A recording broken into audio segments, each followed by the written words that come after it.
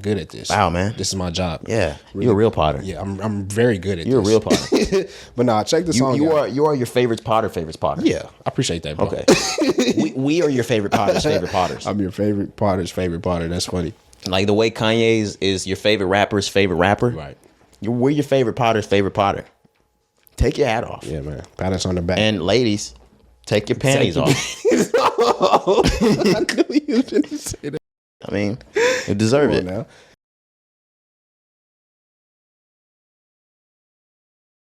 Man, it's episode 100. Well, no, it's not. It's episode 210 of the Rise and Grind podcast. Your boy Roderick in the building. Yes, sir. Jakari, we here in the building, man. I don't know why I said it was 100. We in the 200s, man. 210. It's Monday. How you feeling? I feel good, man. I feel great. I feel blessed. Let me back it up. I feel amazing. What's up? I'm going to back it up to that lyric I just paused. Oh, yeah. Do that. A bitch try to leave, I'm getting her killed? I'm getting her killed. Is that how we coming? I would hope not, man. That's dangerous. It don't never get that bad, do it? Nah. Like, you could leave, shorty. Does pussy get that good? If she leaves, nobody can have this. Nah, dog, that's tough, man. I've seen movies like that. I was just about to say, niggas real life would do that, bro. It don't never get that serious, man. Let her do her thing, dog. Nah, it might get that serious. Is it? Do it? No, I'm just joking. This is all for comedy. Like, no, it never gets so serious. He said, my bitch try to leave, I'm getting her killed. Bro, you put a hit on your bitch. You put a hit on your girl? That's crazy. Well, she's not your girl anymore. Maybe it would kill him to see her with anyone else. So I gotta kill you. Yeah, like it makes sense. He's getting there first. Okay. Yeah, like no big deal. You snooze, you lose. Absolutely. Yeah. Don't fall asleep. That's crazy. That's insane, bro. But back to your week. It's Monday, February the 6th. Yeah. We head into February. Yeah, man. So like I said, I feel great. Man. Life is just amazing. Why would I complain, man? Damn. All right. I feel amazing. This nigga ain't done his taxes. He's too turned up. Have you done your taxes yet? I did my taxes. Oh, damn. Never mind. I can't say it no more. But yeah, man, over the weekend, got my taxes done. Got a fade, you know what I'm saying? So I feel good, man. I didn't get shit. Did you get shit back this year? Oh, absolutely. I'm running it up, dog. And so look, I'm glad we can have this conversation because I wanted to wait to have it on the pod. I told you. Next year, you gotta fuck with my lady, man. I got a tax lady that my family been using for years, bro. She come through like crazy every time.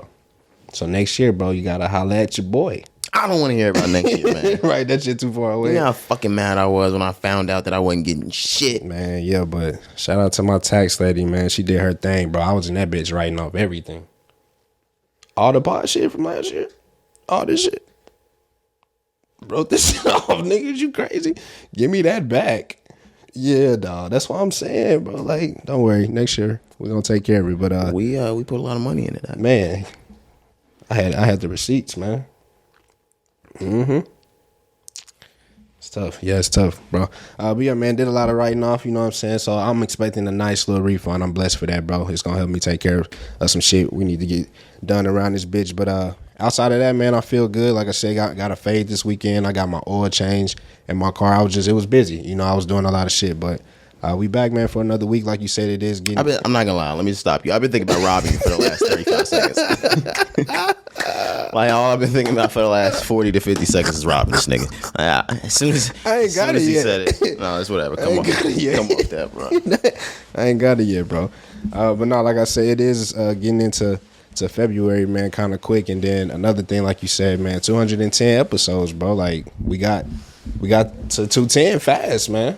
We were just at 200. We just celebrated 200. It seemed like yesterday, you know. That was December, bro. I talked about how we were gonna make something out of going through the 210s and then the 220s and the 230s. Yeah, we already blew through the 200s. Here it is, already on the 210. I like it, man. It's amazing, bro. It's a blessing to be here. But I don't want to. My bad. I don't want to take away from your week. No, all I was gonna say is, if y'all saw the numbers that were coming along with this shit, yeah, we going stupid. It's been groovy. We're going. What? It's been groovy. You get your Scooby-Doo shaggy talking ass. It's been groovy. Get your disco ass out of here with that shit. Yeah. I'm sorry. Yeah. I mean to cook. But my weekend, it was rather slow, boring. Like I said, I've been in the house since Tuesday, snowed in. But things started to dry up around Thursday night, Friday, Saturday-ish. So I kind of got out a little bit, got some shit to eat, went to restaurants just because I had been doing nothing but cooking the entire week. Went to the mall, copped a few different things.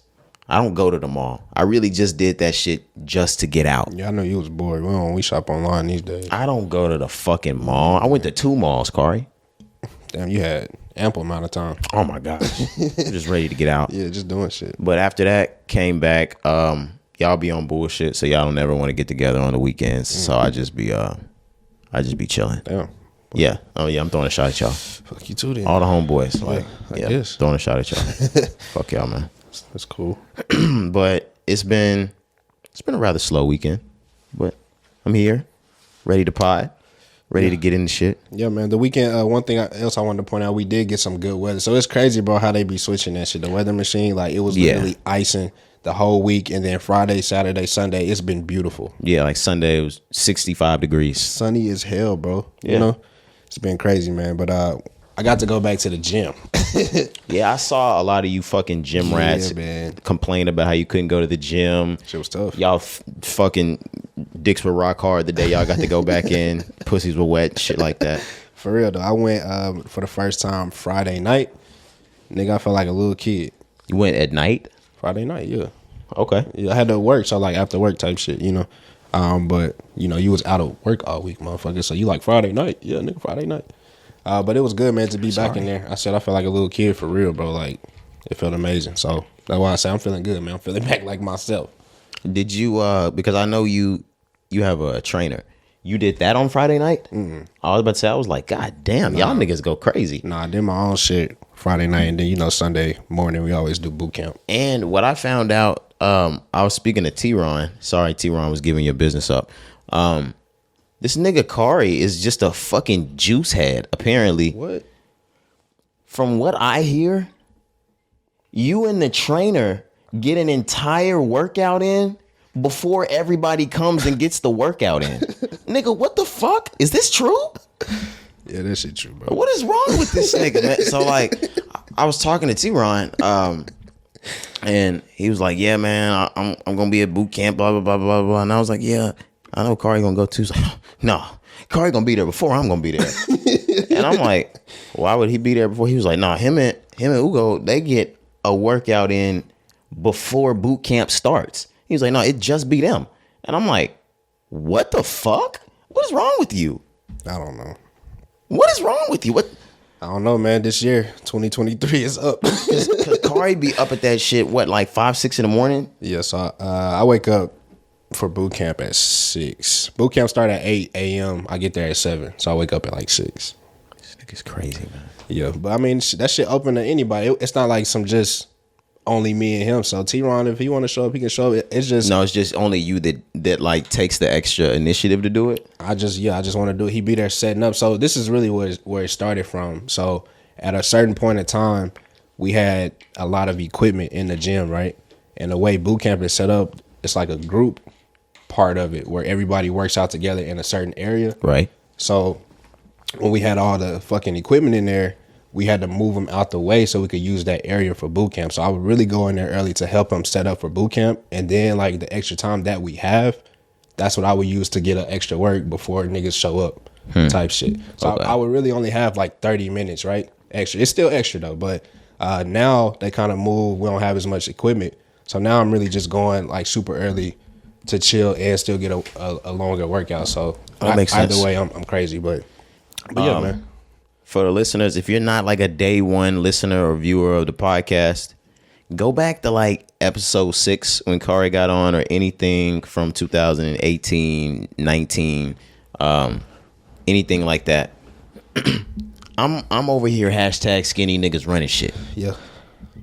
Kari was one of the only one of my partners that was still on the same shit. Kari was a skinny nigga. Yeah, always, my whole life. This nigga Kari is a fucking stick of beef jerky these days. What the fuck is going on? I'm over here like a pretzel. Yeah, my fault, cuz. Pause. I'm not like a pretzel. Like a pretzel stick. Pretzel stick. A pretzel stick. Niggas had you bent and twisted up like a pretzel. Nah. Pretzel stick. Pretzel stick. Fuck. This is 3 episodes in a row that I've done that, man. Yeah, that's tough, man. A pretzel stick. I was just trying to think of something skinny. I should have just said a stick, maybe. Should have said a stick, bro. A pretzel? Nigga said I'm a pretzel. No, you're not. Not sitting next to me, you're not. Oh, man. I'm nowhere a pretzel, nigga. Ooh, man. I don't even want to talk about this shit anymore. Let's move on. All right, so it's February. It's Black History Month. We talked about it last pod. Right. And I said, opening the pod, within the first 5 seconds, you know they're going to nigger up this month, right, Corey? Yeah, you did say that, man. You did say that. Now, let me ask you, what made you think that way? Before we get into what has happened so far, it's only been 6 days, guys. It hasn't even been a full fucking week. Yeah. But what made you think that way? Because even though we haven't seen its heights yet, I know for sure we haven't seen its heights. I'm talking about TikTok. We haven't seen TikTok's height as a social media yet. But if you look at it, you would think that TikTok is peaking right now. Yeah. And TikTok is full of children and adolescents, young adults that, quite frankly, either are just making comedy or they're making dark or blue comedy. Mm-hmm. I already knew that in 2022, we're moving from George Floyd, we're moving from the police brutality shit that's still ongoing. Shout out Tyree Nichols. But everything is so ramped up. You've had Black Lives Matter get posted on everything commercially in 2020. Like, Agreed. You have no choice but for people to pay attention to Black History Month and actually feel like they give a fuck. Okay. And on top, because you're going to be seeing so much of that, or like people are actually going to be like implementing it, it's going to be talked about. So people are going to be making videos about it. People are going to be joking about it. So I'm thinking, oh yeah, they're going to joke the shit out of this year. Like, and the niggas are going to get in on it because we're the funniest with the shit. Why wouldn't we? Yeah, like, it's opportunity. And I was thinking, you know what? They're going to nigger this entire month up. Right. I'm going to be completely honest, guys. I was right. They have niggered this entire month off. Let me get started on some of it that I've seen. This was just a video that was sent to me by my sister on TikTok as soon as it started. Okay. You ready, Corey? Let's do it. Freedom. Free everybody on the plantation right now. Galveston, Texas, stand up. We coming for you. This the FREE. Are we for real? I'm FREE. Slave master free. Yeah, I ain't gotta worry about nobody catching me. I don't even feel comfortable. Continue. Slave master free, Corey? I am FREE, slave master free. It doesn't end there, Corey. I want you to know that. You know that, right? Okay. You know it doesn't end there, right? It can't. All right, let's go. No way. Booyah, shot, booyah, roll call. My name is Rosa. Corey. Hey, I'm supposed to sit in the back, but I'm tired hell, so I'm finna sit right closer. I'm gonna play it again. She said, "I'm tired hell." Not she tried to say tired as hell. She just said tired hell. Hold on, dog. Booyah, shot, booyah, roll call. My name is Rosa. Hey, I'm supposed to sit in the back, but I'm tired hell, so I'm finna sit right closer. Come get me up then. It's gonna take about 3, 4, 5 My name is and Rosa. I repeat myself again. Fight me. Somebody get her. My name is Eve. Stop. I didn't believe. Stop I trust it. the state. Turn it off. I can't take it anymore. I thought we would have crazy. utilized this month for like maybe a good Thurgood Marshall documentary. MLK. Informational over Claudette Colvin. We could have did shit. Marcus Garvey. We could have done anybody. Miles Davis. So many people. Vanessa Davis. Like That bitch Oprah. bro. But what we chose to do was nigger it up, Corey. Yeah, that's crazy. I'm not gonna lie. I didn't know what to expect, but you killed me with that one. I swear to God, like I could have never imagined that. We are 6 days in, Corey. She said my name is Rosa, and I was supposed to sit in the back, but I'm tired hell. but I'm tired as hell. So I'm gonna sit real close. I'm gonna sit real close. Not only is that a grammatic nightmare, Error. A grammatic nightmare is funny, man. grammatical.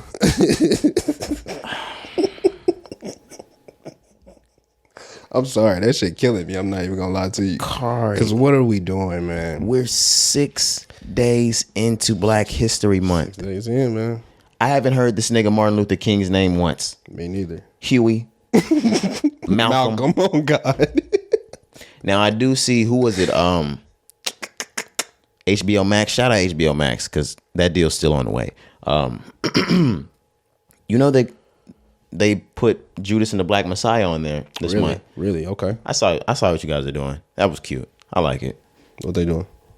They put it on there for Black History Month. Ah. Come on now. Fred Hampton was murdered. Oh yeah, he was. And I like that You People dropped right at the beginning. Mm-hmm. The Fred Hampton was murdered shit. Yeah, on Eddie Murphy's sweater. Yeah, hoodie. But yeah, man. Also, Netflix, they are coming out with a documentary for Bill Russell that I'm looking forward to. Yeah, that comes out on Wednesday. Okay. Yes, I'm definitely looking forward to watching that. So there's some good out there, man. A little bit. It's been out for a couple of years now. The Kevin Hart and Kids cartoon for Black History Month. Have you seen that? I've never seen that. Dog.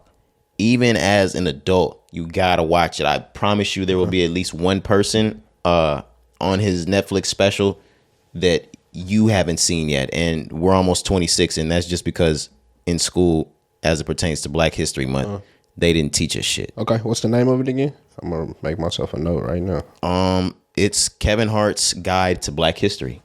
Guide to Black History. I believe it's Kevin Hart. It's either Kevin Hart and a young black lady, or Kevin Hart and one of his daughters. Okay.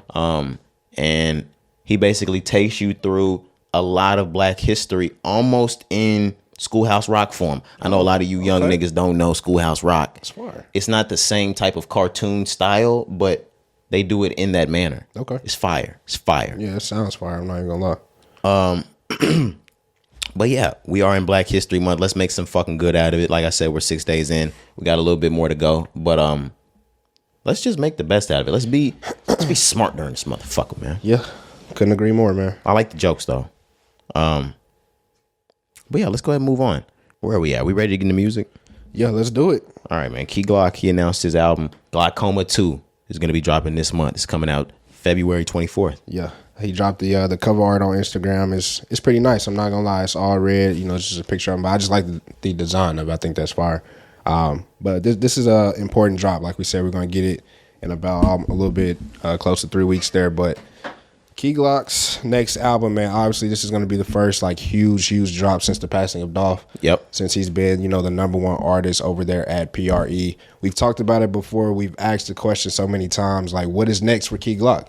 What type of artist is he going to be now that he's at the top of the label? So this album release, man, is gonna be very important. It's gonna tell us a lot. So I'm looking forward to hearing it, just because I don't know what Key Glock does from this point on. I know for sure that Key Glock is well aware of how important this is. Mm-hmm. Even in naming it Glockoma 2. Glockoma, to be completely honest, commercially, maybe numbers wise as well, that's his best piece of work. That's his biggest piece of work. Now, it's not my favorite. Right. Glock Bond is my favorite. I'm not even gonna lie. But Glockoma has to be his biggest one.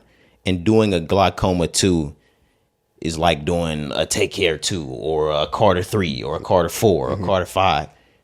If you're going to do something attached to the first piece of work being that good, it has to be just as good or better. Yeah. I mean, I couldn't agree more. I think sometimes artists know that. Like you said, I agree with that. And I think they try to put that pressure on themselves for a reason. At least I would hope. Because a lot of niggas treat their rap career just like how niggas in the league treat their career. You know what I'm saying? They got to look for motivation in certain areas that we may just not get sometimes, Niggas that make up shit. Mike had stories. He used to just make up being mad at niggas just to get some motivation. Kobe, LeBron do that shit all the time. So. Yeah, so like maybe you got to throw the Glockoma 2 on it, so you can put yourself in that mode. Mm-hmm. But this album had quite a few hits on it. So if he's going to do this, he's got to have hits coming. Regardless if Key Glock is dropping a new album, he has to have hits on this, Kari. Yeah. He had Walking Ticket. He had Talk My Shit, Clowns, Since 6. Yeah, that's the best one. Yeah. That's the best one. Bottom of the Pot is fucking crazy too. Gang Shit, No Lame Shit. Gang Shit, No Lame Shit. I don't know why I didn't even mention that. But fire, bro. With songs like that, he has to go crazy, Corey. I agree. Yeah. The thing is, how do we He's not in the industry like that. He's independent as fuck. How does he get shit to turn into his season? Because the industry, there are things and machines and business and commercial type of things behind it that when it's time for you to get your mixtape going, or when it's time for you to get your album rollout going, they're going to start that. They're going to roll the ball for you. Right. We would have already heard something to this point. Whether it was a controversy, whether he had a brand deal. Anything. Yeah, whether He would have been outside. a Grammy performance. Anything. And we're going to get into that later. But how does the independent artist or PRE with Key Glock specifically, Yeah. how does he get a rollout started? They do podcast interviews. They do a lot of radio shows. Okay. Things like that. I've never seen Key Glock at the radios. Right. I was just about to get to that. Or I though. have. Maybe not a lot, though. Not a lot. Because even, since Dolph's passing, I believe he's only done a few. The first one he came back and did was Speedy. That was like the first one he had did since bro had passed. Right. But outside of that, I really just ain't seen too many more new ones either. But that's a way to do it. But also, I just wanted to go back to when Key Glock was smoking it in 2018 when he had those hits. What was it then? Because he was still an independent artist, but he had like the streets. He had the streets going crazy with those songs. Like it was college energy songs, So Well, because at that point, and that's what I'll say, he was coming off of his first real year of being hot. okay, 2016 to 17 was when he started to blow. But I forgot what was the name of the song. the like hit. Yeah. Oh my gosh. I don't know why you do that. I know. Why did I do that? It was Racks Today. Racks Today. Yeah. Couldn't think of that. When Racks Today came out, what year was that? 2017? Yeah. It was 2017. That was what took Key Glock off. Like he took the fuck off after that. So every year after that, he had Glock Season, and then he had Glock Bond in 2017, or Glock Bond might have came out at the beginning of 2018. Yeah. 2018 was really his biggest year, and Glockoma came out in 2018 as well. So that's really why he was so hot back then. He was coming fresh off of the blow up year. Okay, so you just saying and that was my question. I asked what made him so hot then? You saying it was just everything surrounding him because he was just a new artist and he just had it on lock like that? That's what you're saying? He had it on lock at that moment. Okay. So that's what I'm saying now. It wasn't just the songs were crazy. It was also him just having everything on lock. So now with him not making as much noise, what can he do?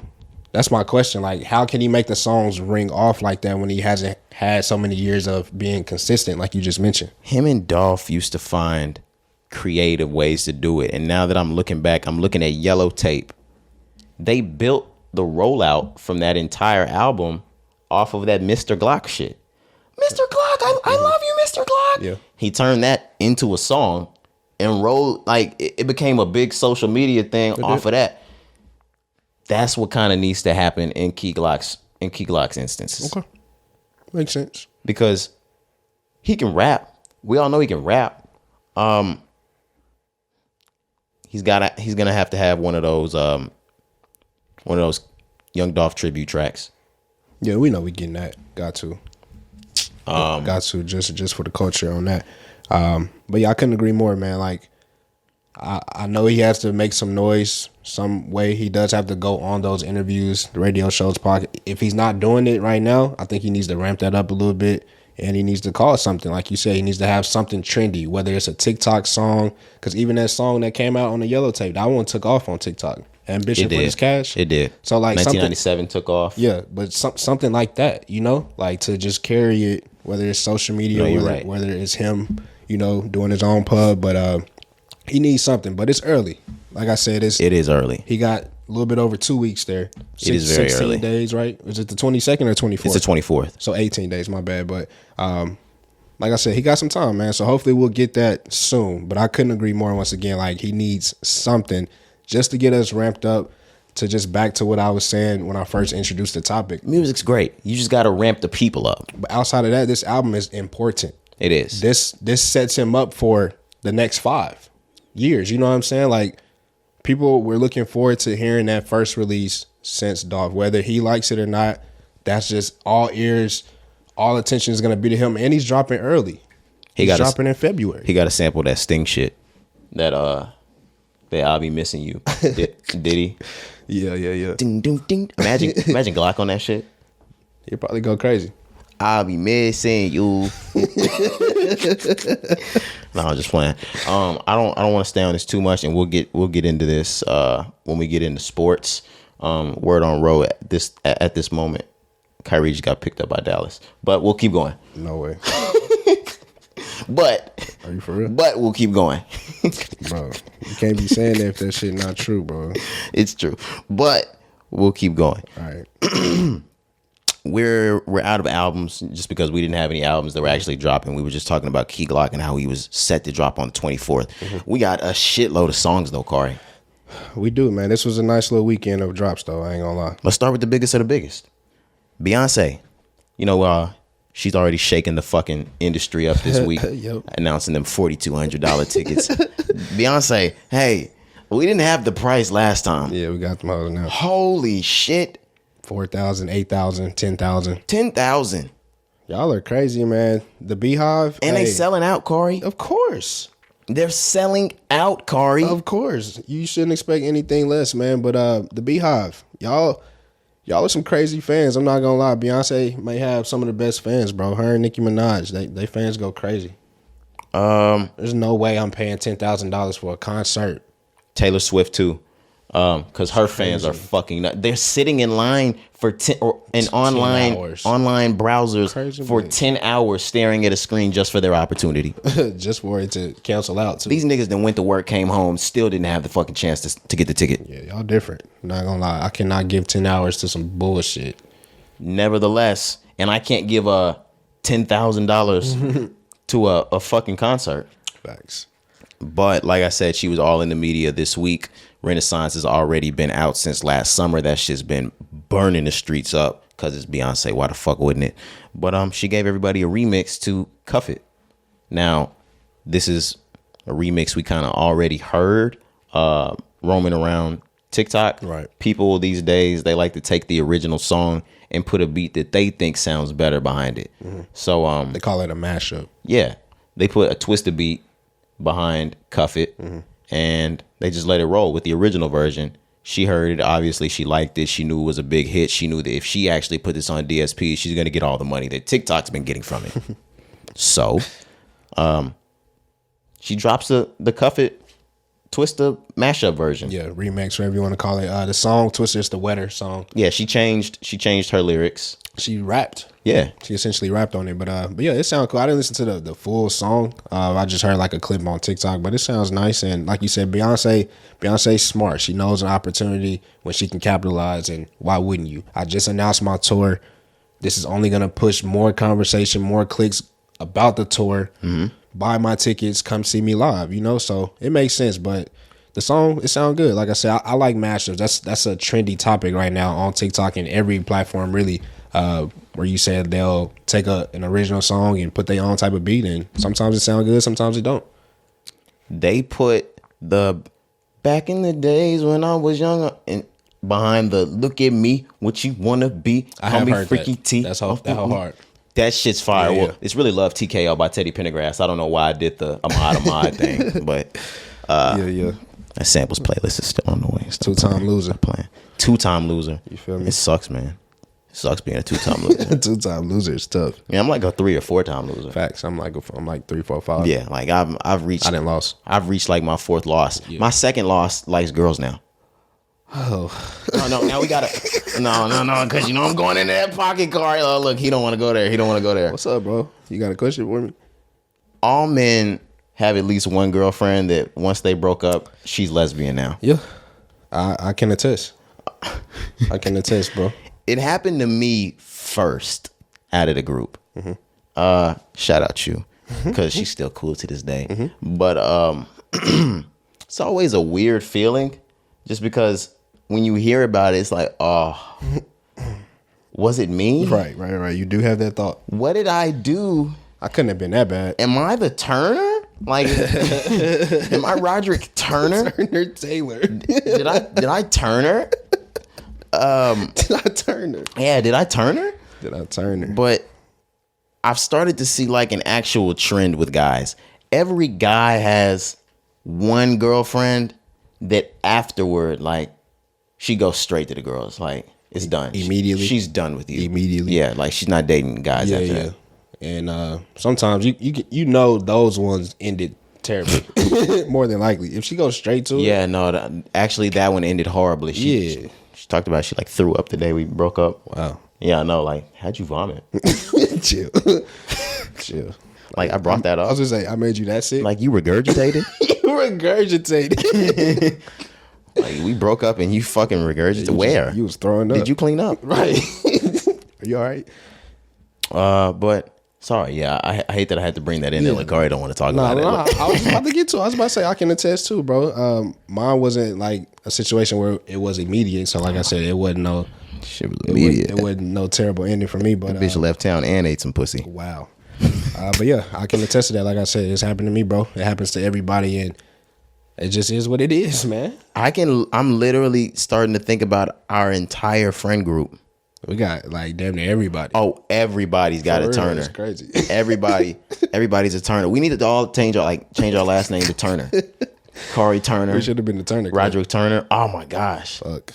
Apple turnovers. Apple turnovers. We can't be the turnovers. Nah, yeah, I don't want to do that. That means I was gonna say that means the opposition is winning. Yeah, I don't want to be. I'm just thinking about everything the worst way. Yeah. I can't be that. But anything else on Beyonce? That's all I got. How did Beyonce make me think of like? Bro, hold on. Let me go. You just said the worst way. I just now called. Yeah, I can't be no turnover. What? Imagine your coach calling that during football practice. No. Turnover. What? No. You cannot call me that. Yeah, no. Fuck that. That's funny. And I'm definitely not no fucking apple turnover. Right? That don't even sound. Fuck you, nigga. No. Let's keep moving on. More singles on the way. Jid, he dropped a track called My Boy featuring Loot. This is from the Creed 3 soundtrack. Yep. That's coming soon. I don't know when, but coming soon. It is. I don't know, sometime in the next few months. Because I've been seeing Michael B. Jordan everywhere. You just saw him host Saturday Night Live with Lil Baby. Lil Baby, seen that. He was on Kimmel or something like that. Yep. I got the date March 3rd. Okay. Yep. So that's coming out soon. And Jid and Dreamville, apparently, they're executive producing the soundtrack, the entire thing, right? The entire soundtrack, yeah. So this was the first single that they put out on Friday, like you said, with Jid and Luke, called My Boy. And My Boy, they went off, bro. Jid had a crazy verse on here. Once again, like we just keep saying, it's my favorite track this week. We have favorites from Dreamville's label, of course. Cole's gonna be the favorite, but we told y'all Boss is like our second favorite. But when it just comes to Jid, bro, and his versatility, his talent, it's unmatched. Like Jid is the hottest thing over there, bro. He's the best thing over there. He's the hottest thing over there, bro. He proves it time and time again. And his last album that came out last year, bro, was amazing. So from this point on, I mean, Jid was always cold, but from this point on, bro, like he's Jid, elite at this point. He's A-list, bro. After exactly what you said, I second everything you just said, especially the part when you said after this year with the Forever story dropping. Yep. And everyone, literally everyone that has any real voice in the hip hop community listing this as a top 5 album of the year. There were a lot of people calling that album of the year. Mm-hmm. That put Jid's name and his respectability at the label in a totally different place. He can do whatever he want to do from this point on. He's Kanye in 08 over there. I was about to say he can do whatever the fuck. Jid does not hear no at Dreamville. He's like, they lucky that he don't do a Grammy sweep type shit. Facts, like, is he nominated this year? Probably, I don't know. If Jid is nominated, I hope he wins. If he's not, it's probably because he just didn't put it up, because he should be in every fucking category. This is the Monday pod. Last night was the Grammys. It's actually Sunday, so I'm saying last night, but it's today. So we don't have the actual conclusion of everything yet. We'll talk about that shit on Thursday. But Jid is the man over at Dreamville right now. Absolutely. Bigger than Cole. Absolutely. That sounds crazy. 100%, bro. Like it's no gimmick when we say that. The guy has just proven over and over and over and over again that he is that talented, bro. And like you said, that album just second everything you said once again, bro. When you started to see everybody talk about Jid, because this is not Jid's intro. He had put out like 2 albums before this. The Da Vinci's. Yeah. So DiCaprio. Oh, DiCaprio's. I'm sorry. Same nigga. Yeah, Da Vinci, DiCaprio. One of them niggas act, one of them niggas art. Right. Same type of nigga though. Creative. Curly hair, white. Yeah. Blue eyes, devil. Type shit. Yeah. I'm sorry. Them niggas was born before Christ and shit. Born before Christ. Real talk. But ever since that, bro, like I said, the Forever Story was not his intro. So Jid has been warming up. He finally got his shot to prove he is the best, bro, and he proved it. But this song, like I said, is just another example of that. My boy, it does have Dreamville's other artists that they signed, Loot, on there as well. He's from North Carolina. I like Loot. Loot is another one, bro. It's a lot of talent over at Dreamville, but that song is amazing, bro. If you haven't heard it, definitely check it out. The intro to Revenge of the Dreamers 3 with J. Cole, Loot, and DaBaby. Correct. We talked in 2019 when that came out. What was the name of that song? Under the Sun. We talked about that when that came out, about who had the best verse. Right. This has been sitting for at least 3 to 4 years now.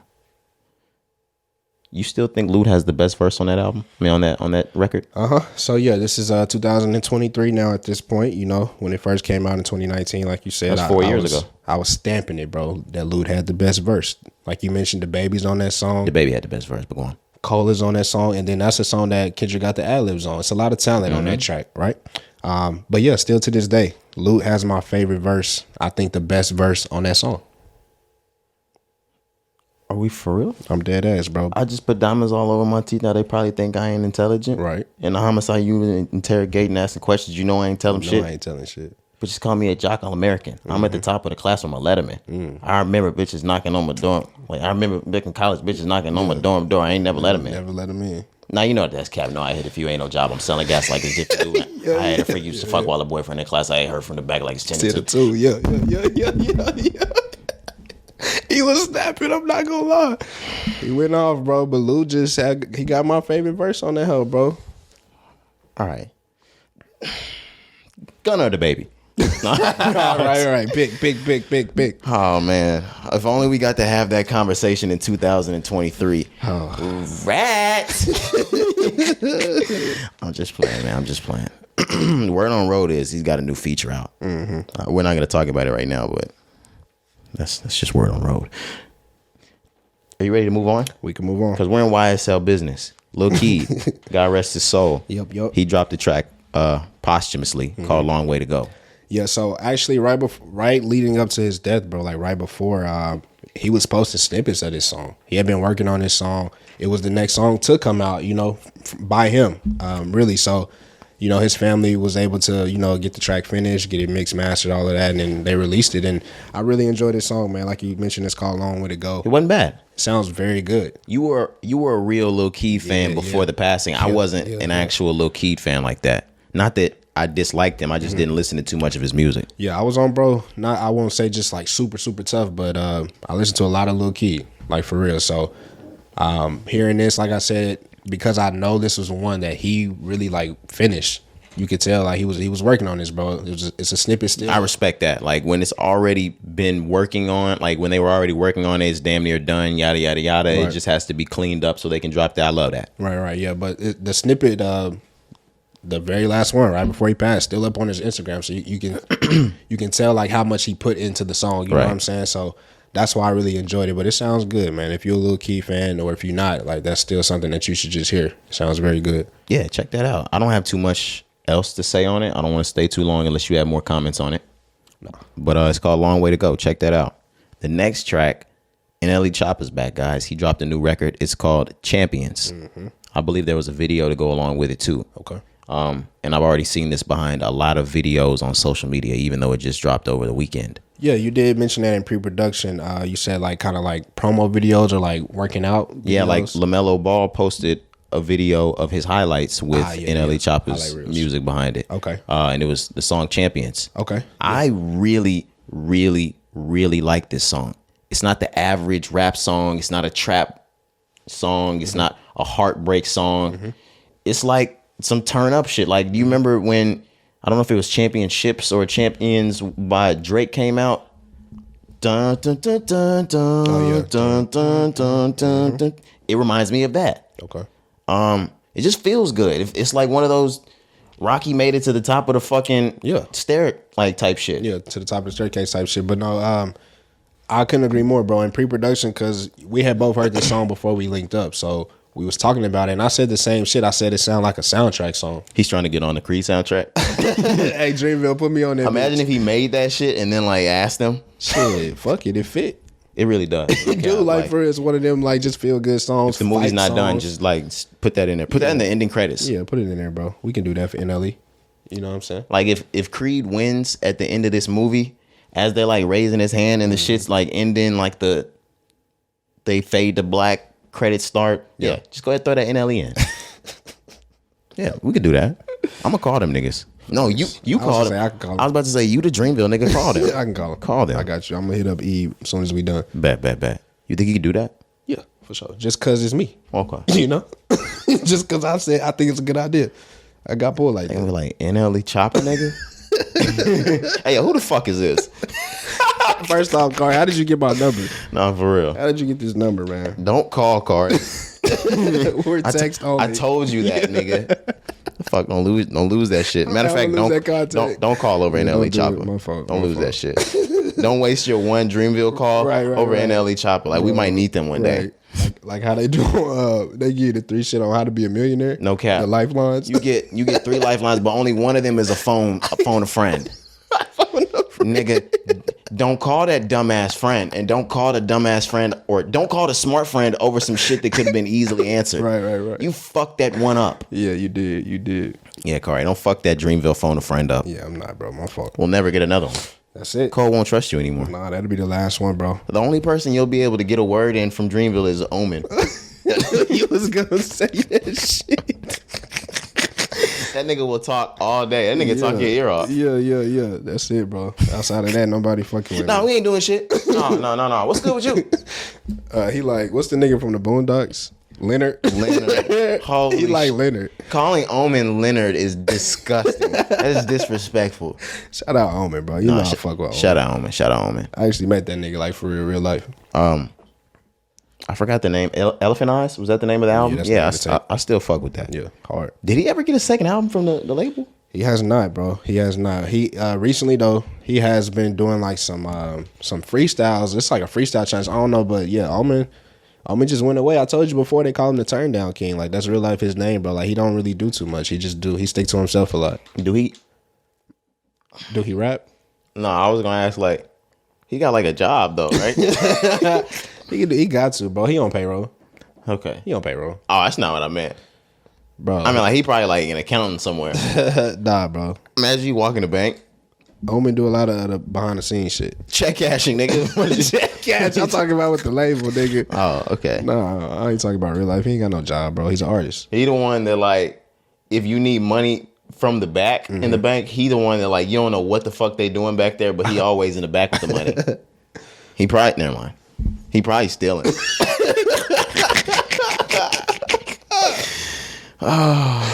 You're stupid, bro. I'm sorry, man. Let me move on. How do we keep getting to these other? We're talking about Omen from Dreamville. Nigga, this is about NLE Choppa. Choppa don't even know who the fuck Omen is. He don't though. Like for real, He doesn't give a fuck. He has no idea who And Omen is. he doesn't care. Yeah, that's funny, man. I'm gonna introduce them niggas. No, yeah, that's gonna be my job. I'm at the DM that nigga NLE Choppa. Like, boy, do I got a nigga for you to meet. Omen from Dreamville, bro. Shout out to Omen though. Real talk, that nigga is super talented, bro. Absolutely, super duper talented. Yeah, bro. So much to the point that he's probably insulted by this conversation. For real. And it's all love. This I is swear all to God, love. I This is swear to all God. comedy, Omen. Damn. Well, let's move on. Glorilla. She dropped a new track called Internet Trolls. Yeah, man. Glorilla been tearing it up. We got the EP. She been doing a lot. The song with Moneybag came out a few weeks ago. She has. She got fucking Artist of the Year by Complex. She did. She's tearing it up, man. This was a I like the song. I like it. It was Glorilla. It was Glorilla-ish. Yeah, Glorilla-esque. It's not bad. It ain't one of my favorites from the shit that she has put out though. I'm gonna say that.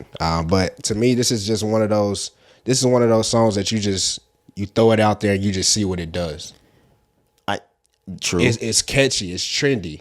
You know what I'm saying? I was getting to the same thing. She's another one that even though I enjoy everything that she puts out, she's looking for that new F&F. Yeah, so that's what I mean. They're looking for that next one. And I hate saying it like this because it sounds bad. They're looking for that next one sounds good. Yeah.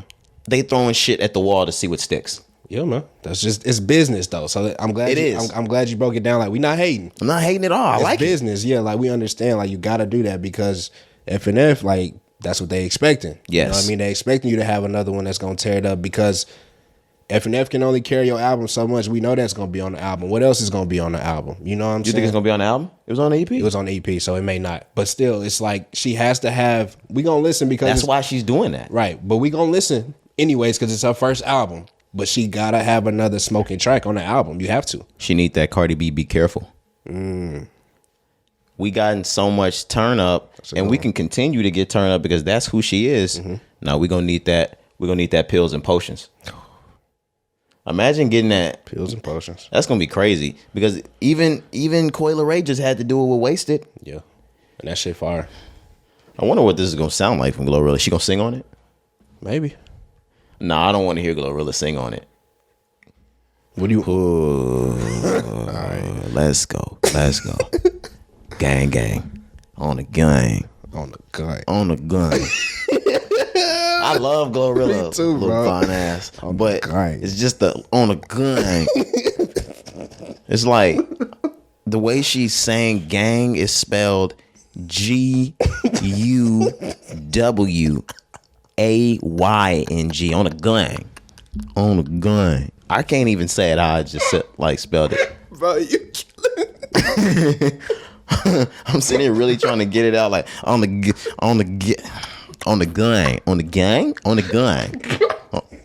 Tell me when to go out. Tell me. Hey, bro, that might be the funniest shit you ever said. Man, you called her E40, bro.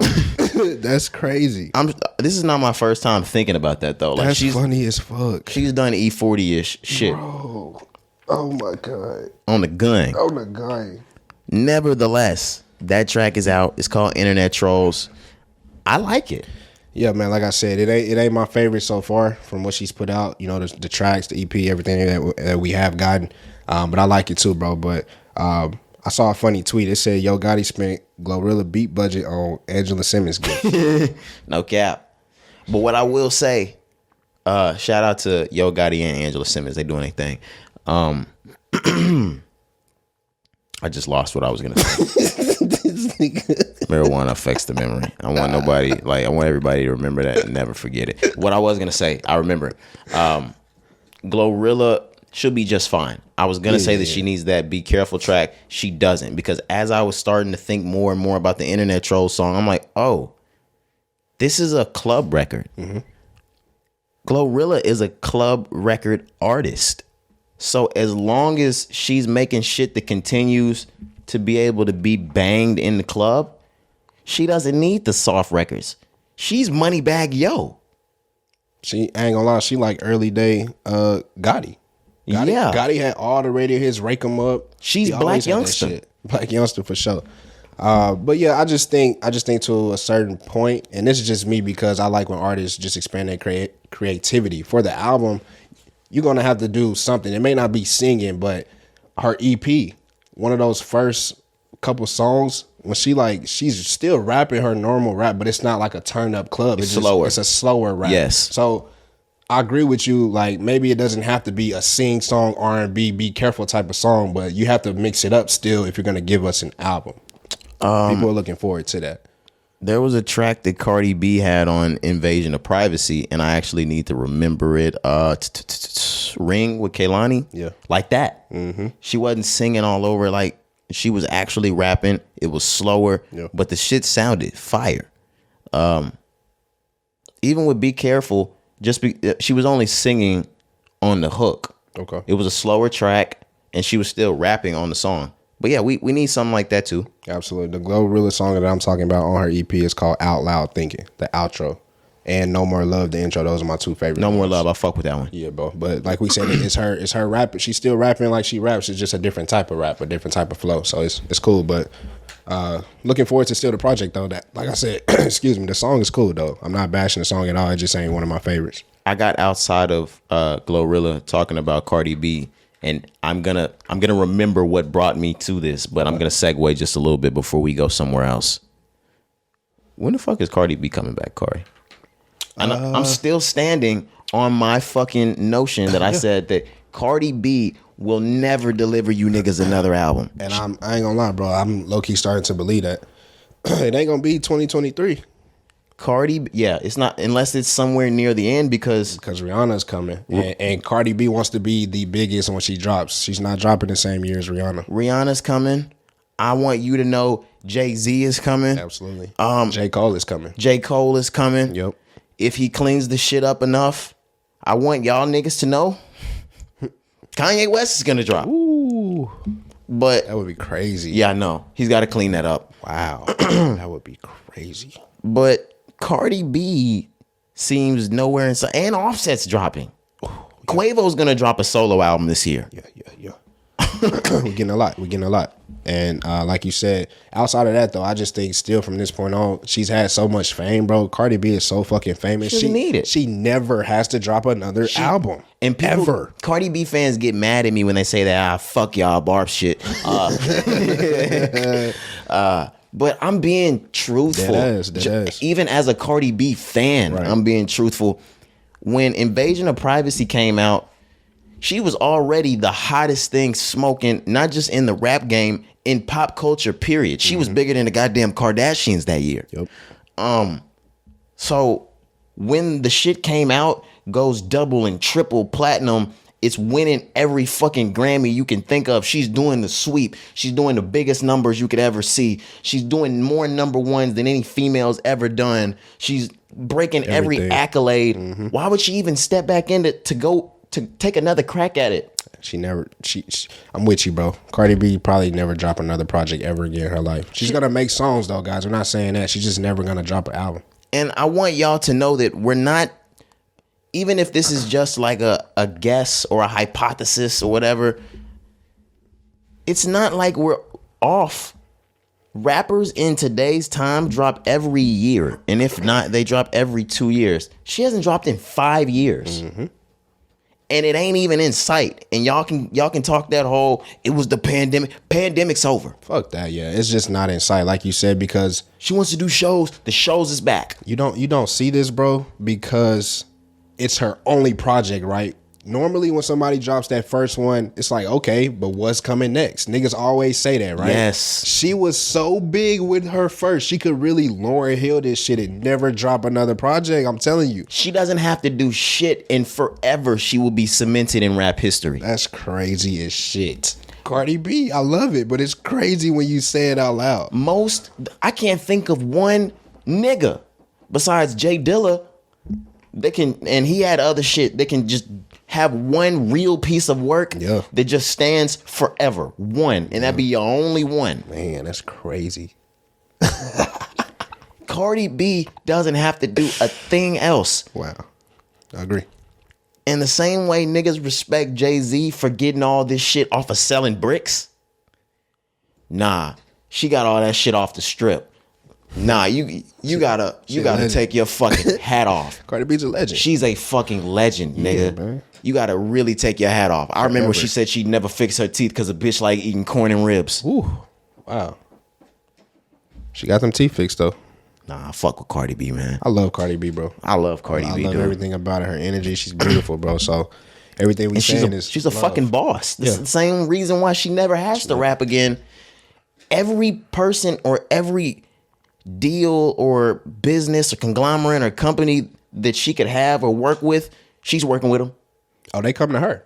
And she's never, her MO from the beginning was already so raunchy. There's nothing she could say to fuck it up. She's like Dave Chappelle. Absolutely. She like Snoop.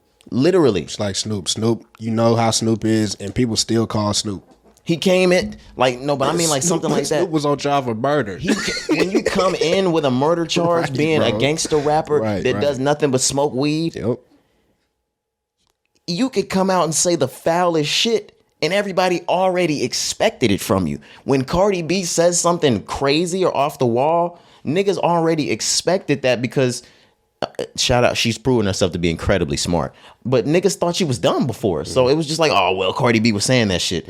Niggas got surprised when she said the smart shit. When she started backing Bernie Sanders, and when she wanted to get more into learning about politics and Congress and things like that, niggas were surprised by that. Yeah, she's very outspoken on her platforms. That's another reason just to add to why she's so big, because she does speak out and she does it in a professional way. Everything about Cardi B is professional as fuck, bro. Cardi B can't be canceled. That's lit. She drugged and robbed niggas. Chill. Allegedly. What they say, it's been past 7 years. Oh, get the fuck out of here. They didn't do that shit to Billy. They put Bill Cosby under the fucking slammer, nigga. They did. But he out now. He is. Yeah. Shout out them. Yeah. And he's going back on tour. That nigga gonna sell out this year. 2023 is insane. Y'all got Bill Cosby fucked up, man. On me. Coming back for everything he owed. I was just about to say, nigga, and you gonna pay what you owe. That nigga said, fuck you, pay me. That was Bill's first words when he got out. Yep. Fuck you, pay me. That should be the name of his tour. Nah, bro. For somebody that doesn't even curse. Nah, because that'd be crazy, though. Like, just imagine if Bill came out cursing. Bro, he would have a whole second half to his career. Oh, bro. Imagine at almost 90. At almost 90. But imagine a stand-up tour with Bill Cosby saying, call fuck you, pay me? Yes, and just saying all of the craziest shit in the world. That would be insane. Just imagine, like, the words at the Improv that be up for Bill Cosby, fuck you, pay me. You gotta go see Big. Like, oh yeah, I gotta get a ticket. You gotta go see Bill. Even if you don't go, you gotta get a ticket and hang that shit up somewhere and keep it. Thanks. Bill Cosby, fuck you, pay me? Yeah, that would be crazy. Oh, man. No, we going crazy this pod. Yeah. I'm sorry. I don't toot my own horn. This might be 2 pods in a row. We tooting our horn mid-pod. Like, you niggas should appreciate this, man. Like, you are in the midst of greatness right now. Greatness is being made, man. Wow. Are we ready to go on? Are we still in songs? So we got one more song. We ended off Shy Glizzy Youngboy. They dropped a song called Fools Fall in Love. Yeah, shout out Frankie Lyman for the influence. Yeah. And the needle.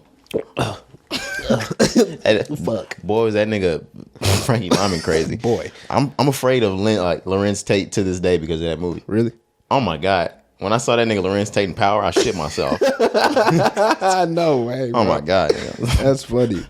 But nevertheless, I'm gonna stop saying nevertheless. I'm not even saying it in the right context every time. Just trying to sound good.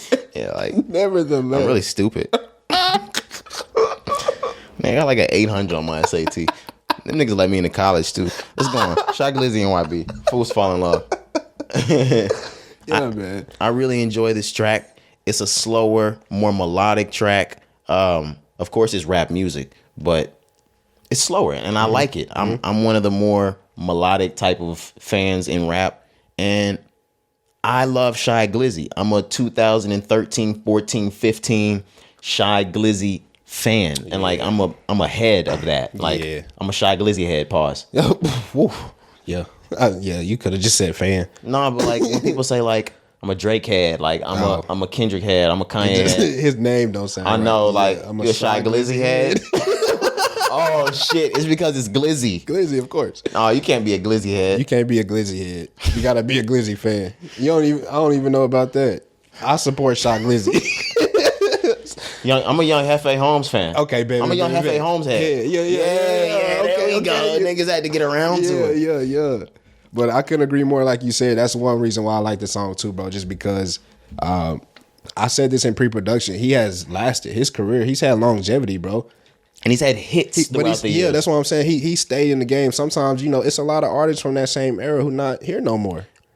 Brent Faiyaz and Gold Link, that really kept Shy Glizzy in the game. What was the name of the song? Crew. Yeah. Tore the summer up. I don't know. Yeah, we tore the summer up with that song, so I don't know how I could forget the name of it. Never. But when he had I had a white girl, she's on that was really his blow up, to which for the next year or two, Shy Glizzy spent smoking the rap game. 2014, 15, 16, 17, there were a lot of rappers that weren't considered the biggest of the biggest, but they made a huge impact in the game. Like Shy Glizzy was one of those people. For sure. Moving on into 2017, he wasn't as hot as he was before, but that feature on Crew really kept him in the game. Absolutely. To where, like you said now, like he's got longevity. Longevity, bro. Like he's just shown it, you know, from over time, like you mentioned. But that's one reason why when I see this song, I'm gonna listen to it automatically. And then you have YB on it, so I'm definitely gonna listen to it. YB did his thing. Of course, man. Like they both sound amazing on the song. Like you said, I like it too because it's more melodic. It's a slower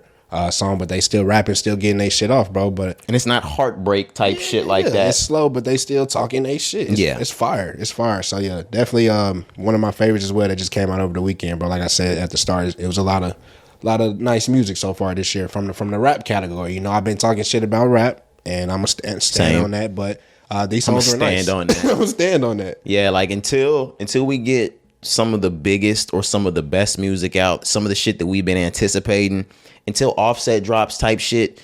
I'm looking for Jay-Z to drop this year. Cole dropping, like we said. Until we get any of those, I'm not really excited right now about rap unless there's a new young nigga that comes through that just does it. That's what we need.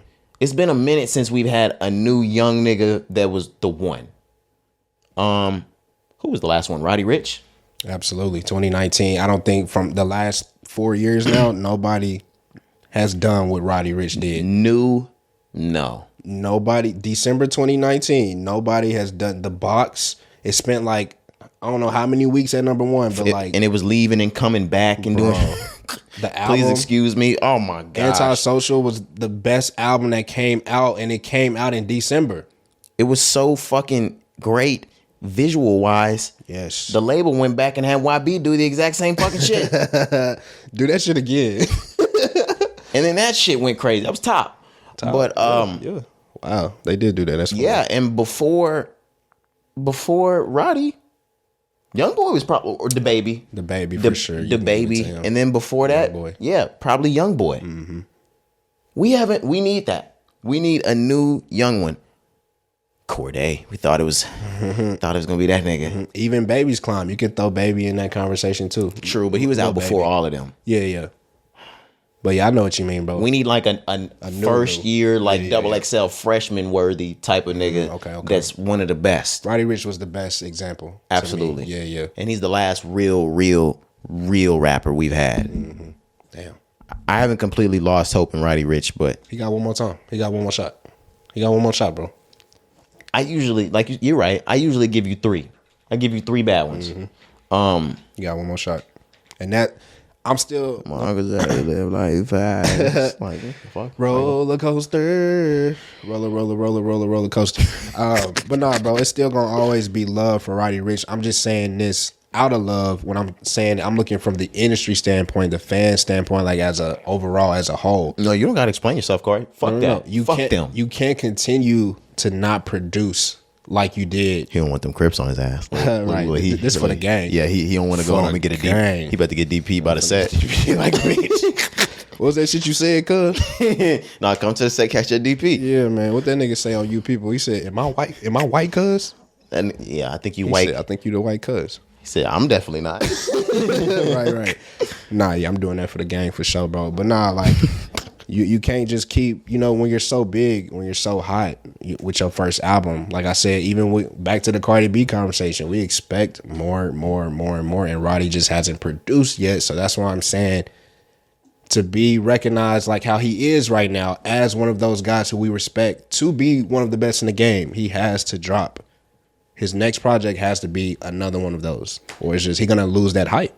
Roddy Ricch should have done what Cardi B did. And a lot of rappers, when they have their very first album that's really, really, really good, they should be doing that. They should take the meantime, in between time from the offs, like from the first album dropping to when you start recording for the next album, which should be like your off season, securing endorsements and deals. Like you saw Cardi B pop the fuck up everywhere when Meg Thee Stallion's Good News came out.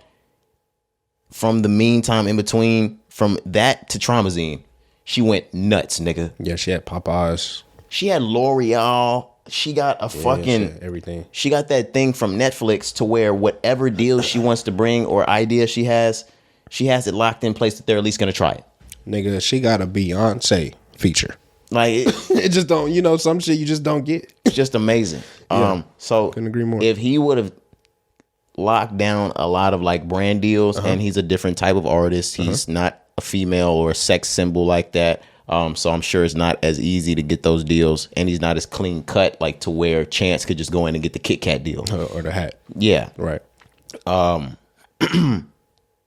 It made it a little bit harder for him, but if he would have done that, maybe he wouldn't have needed a second album. So I agree that he should have taken his time. I wish more we would have bought more time. Right. I wish more artists would do that. Take your time. That second project, work on it for 3 to 4 years, right? Regardless of that, I'm not going to fault Roddy all the way 100% because COVID. The album came out December 2019. Right. COVID hit that next year. He didn't even get to tour Antisocial.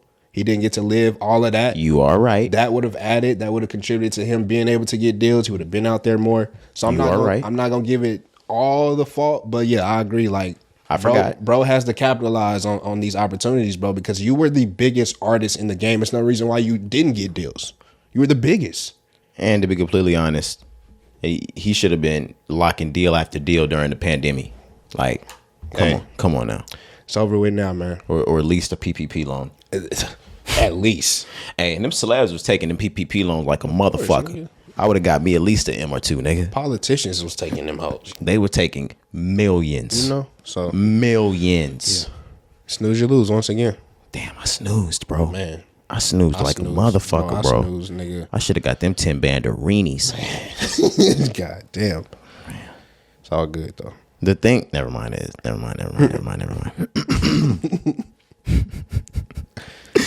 We're out of music, we're out of records, we're out of albums. Let's go ahead and get into the news. Like I said before, it's Monday now, but we're recording on Sunday. Today is the 2023 Grammy Awards, Kari. Mm-hmm. Are you going to be? Well, we'll probably be at dinner. Everybody's going out tonight. So yeah, I ain't gonna catch it. What? They better have that shit on that fucking TV, Kari. Oh yeah, we're gonna be at the crib. I forgot. Yeah, like I thought we was gonna be out. My fault. Yeah. I usually only watch for the hip hop shit, but there's a lot going on that involves hip hop this year in 2023 as it pertains to the Grammy Awards.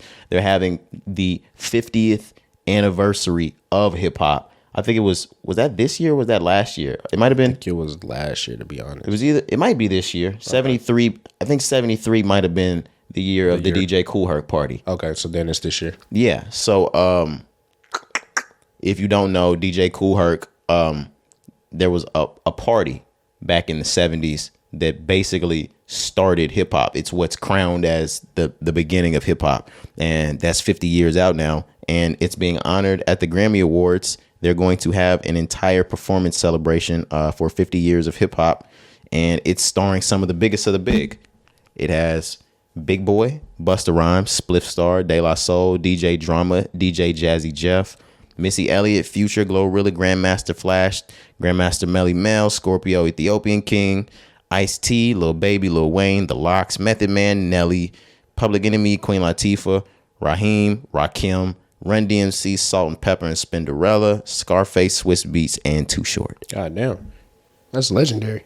They made sure they covered just about every era except for maybe the blog. Okay. Yeah, I think we got that's because the blog era still don't fuck with the Grammys. Hell no. Yeah, everybody else fuck with them. We are the era that's fucked the Grammys. Everybody else is like, oh, well, they didn't do that shit to me. Right. I got my shit in, and everybody else never got one, and they always wanted one. So when you think about the first era of rap, you see those Grandmaster Flash, Melly Mel, Scorpio, Ethiopian King, DJ Jazzy Jeff, Run DMC, Raheem, and then you move on to that, what you consider like the golden age of rap, the 90s type shit. Let's see who's in here. You got De La Soul is probably towards the early part of that, early 90s, late 80s type shit. Queen Latifah. Who else is in? Scarface. Shout out Texas, the greatest rapper to come out of Texas. Sheesh. Where are we at? You said 90s, right? Too Short. Too Short. Ice-T. Ice-T, Method Man, The Lox, Missy. I was counting her towards the early 2000s too, because that's when she really started to smoke it. For sure. When we get into, like I said, like the early 2000s, Missy, like you said, Big Boy, Busta Rhymes, DJ Drama.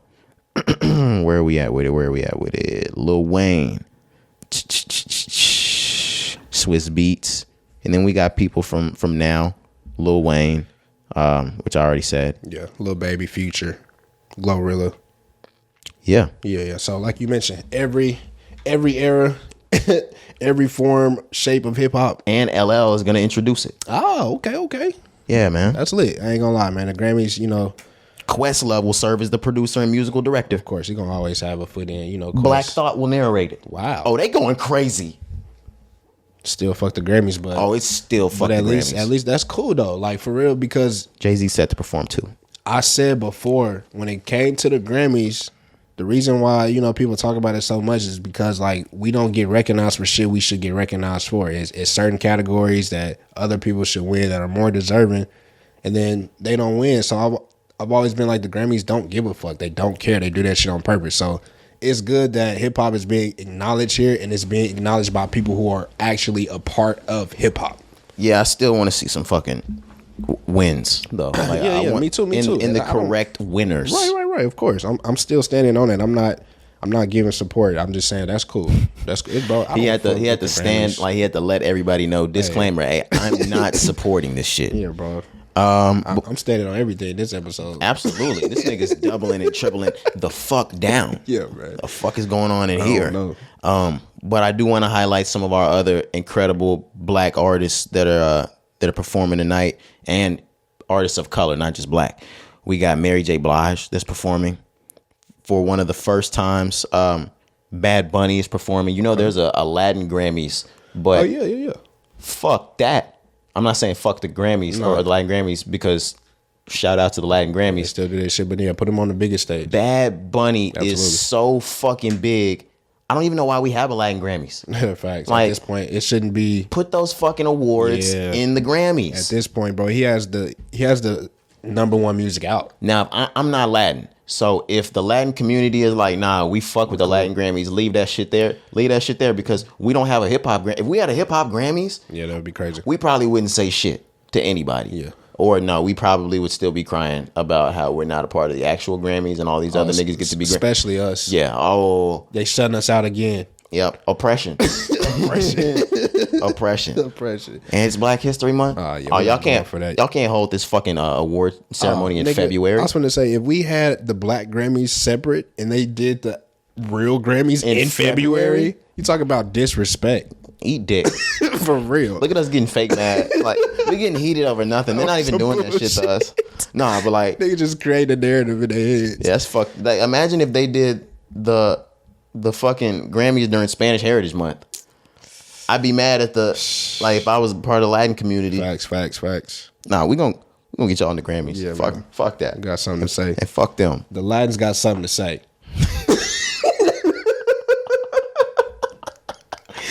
Yo. This nigga just made the Latin community outcast. Is this nigga serious? Man, niggas is going crazy today, boy. Got something to say. All right, but back to where I was headed with this. This nigga's fucking crazy. Mary J. Blige, Bad Bunny, Lizzo is gonna be performing. Luke Combs, Steve Lacy. Shout out Steve Lacy, bro. Yeah, man. And this is not really of color, but Kyrie, what's up? The king of pop is performing. Not Harry Styles. Yeah, man. Not the king of pop, Harry Styles. No way, bro. Yeah, additionally, Harry Styles will be performing at the awards ceremony. He is nominated for 6 Grammys this year. And if y'all know his album, Harry's House, he's going to win all 6 of those. He's about to do a fucking sweep. He's nominated for Album of the Year. But the thing is, who else up there? I think Taylor and Beyonce. Oh my God. Look, give me a second so I can get to the Album of the Year. Wow. Yeah, the Album of the Year nominees. Oh God. Please don't tell me Kendrick's in here. I mean, yeah. Don't make this hard on everyone. Kendrick gonna always put this shit up for the Grammys. You know that. He got to be recognized. I didn't know he was nominated for Album of the Year, though, Kari. They got to throw a rap one in there. From what it looks like, oh my gosh, Kari. Album of the Year is going to be fucking insane. Are you ready for this? Yeah. Because you forgot about this one. I know you did. We got Voyage by ABBA. I know you probably are not familiar. 30, Adele. Oh my God. Are you serious? We got, I don't want to mispronounce because I'm not Spanish. We got Bad Bunny's album next. Okay. Right after, we've got Renaissance by Beyonce. Okay. Following, we've got Good Morning Gorgeous, Mary J. Blige. Okay. Then we've got In These Silent Days, Brandy Carly, Music of the Spheres, Coldplay, Mr. Morale and the Big Steppers, Kendrick Lamar, Special, Lizzo, Harry's House, Harry Styles. Holy fuck, bro. That's a nice category. Between Harry, For nominees. Lizzo, Kendrick, Beyonce. yeah, Beyonce, Bad Bunny, and Adele. Adele is in that fucking category. Oh my God. Who the fuck do you give this to, Kari? This may be one where I'm really stuck. Normally I could be like, oh, they gonna gauge here. They gonna go February. here. Boom, Get that boom, shit to boom. Beyonce. Hey, Renaissance is lovely. It was her comeback. She's gonna sell out all these fucking shows at 10,000 a pop. Beyonce not winning that award though. All right, what I will say though, Kari, and we haven't spoken about this in a long time, so I haven't given my full circle bird's eye 360 view. 30 ain't all that from Adele. Yeah, it ain't, but it's still Adele. And it ain't better than Renaissance. I'm just looking at this from the list standpoint from the Grammys. Yeah, I know. They're better off giving that shit to just Harry. Because Harry should. Let's go Harry. I was gonna say Harry's out. I know there's a lot of Beyonce fans that'll be pissed off, but as it pertains to music, you piss nobody off giving that to Harry because Harry deserves that. Yeah, his shit is fire. And to be completely honest, I put Kendrick Lamar in the same boat I put Adele in. Mr. Morale and the Big Steppers is amazing. It's not Damn to Pimp a Butterfly, Good Kid, Mad City, or Section 80. Yeah. I know what you mean. It's amazing though, but it's not. But same thing with Beyonce. I mean, Renaissance is great, but I feel like Beyonce them did better. Oh, for sure. You know, that's why. So same argument. No, but now So give it to Harry. I was gonna say what you're saying is just putting everything even more and more and more perspective. I forgot the name of the Watermelon Sugar album with Harry, but this is the pinnacle right now. Yeah. Harry's House, he's putting out the best music he's put out in his career. Yep. And he spun from one of the biggest groups ever. What was the name of that album? Did you have it? Fine Line. Fine Line. 2019. He is the one unequivocally out of everybody. I didn't hear Lizzo's album. I'm sorry. I apologize. Special. Yeah. Yeah, I haven't heard it. You need to give that to either Bad Bunny or Harry. Oh, Bad Bunny's still in there. Bad Bunny should. Ooh, See? Fuck. See? Bad Bunny may win just because, bro. Like he topped the charts. Harry shit is great. Harry did too. But as it was, Bad Bunny topped the charts week on week on week on week on week. You know what I'm saying? He had like the highest grossing concert tour sales. You know what I'm saying? So like maybe Bad Bunny. I ain't gonna be mad either way though. Like I'm not gonna be mad either way. That list is tough. Yeah, I'm not gonna be mad either way. Damn. But I would like to see Harry Styles win this. I'm not gonna lie. Just because, and it's only because I haven't heard the Bad Bunny albums because I'm not. Yeah, I don't speak Spanish, so I never know what I might be listening to. Even if it sounds good, I don't know what I'm listening to. Right. With Harry, I heard that incredible piece of fucking work. Yeah, he dropped one on us. He dropped the bomb on us. All right, Gap Band. All right, Charlie Wilson, the fuck out of here with that shit. Right. Flex. No cap.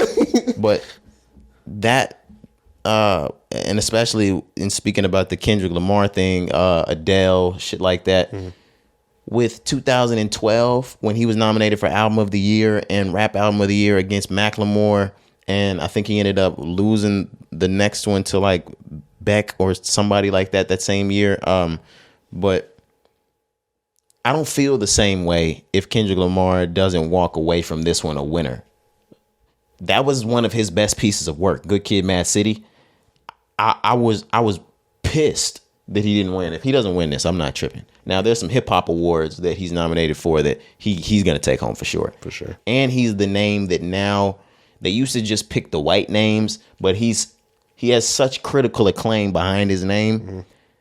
When the Academy, not the Academy, when the Music Academy, when they start to look at those names and they just pick, not knowing what the fuck is what, they just pencil in Kendrick. Absolutely. So let me ask you this question, because you know it's a lot of artists, Drake, Cole, there's others, but Kanye, they don't put their shit up for the Grammys anymore. Is it because of situations like that when it gets to certain rap categories, the people that are voting probably haven't really heard most of the songs that are on that list? So if they see Kendrick Lamar, they're probably going to choose Kendrick. So is that another reason why niggas are just not putting their shit up? Yeah, because ultimately it's a real slap in the face. We're putting our all into this music for it to be graded, basically. Like, you're grading our music on who's the best.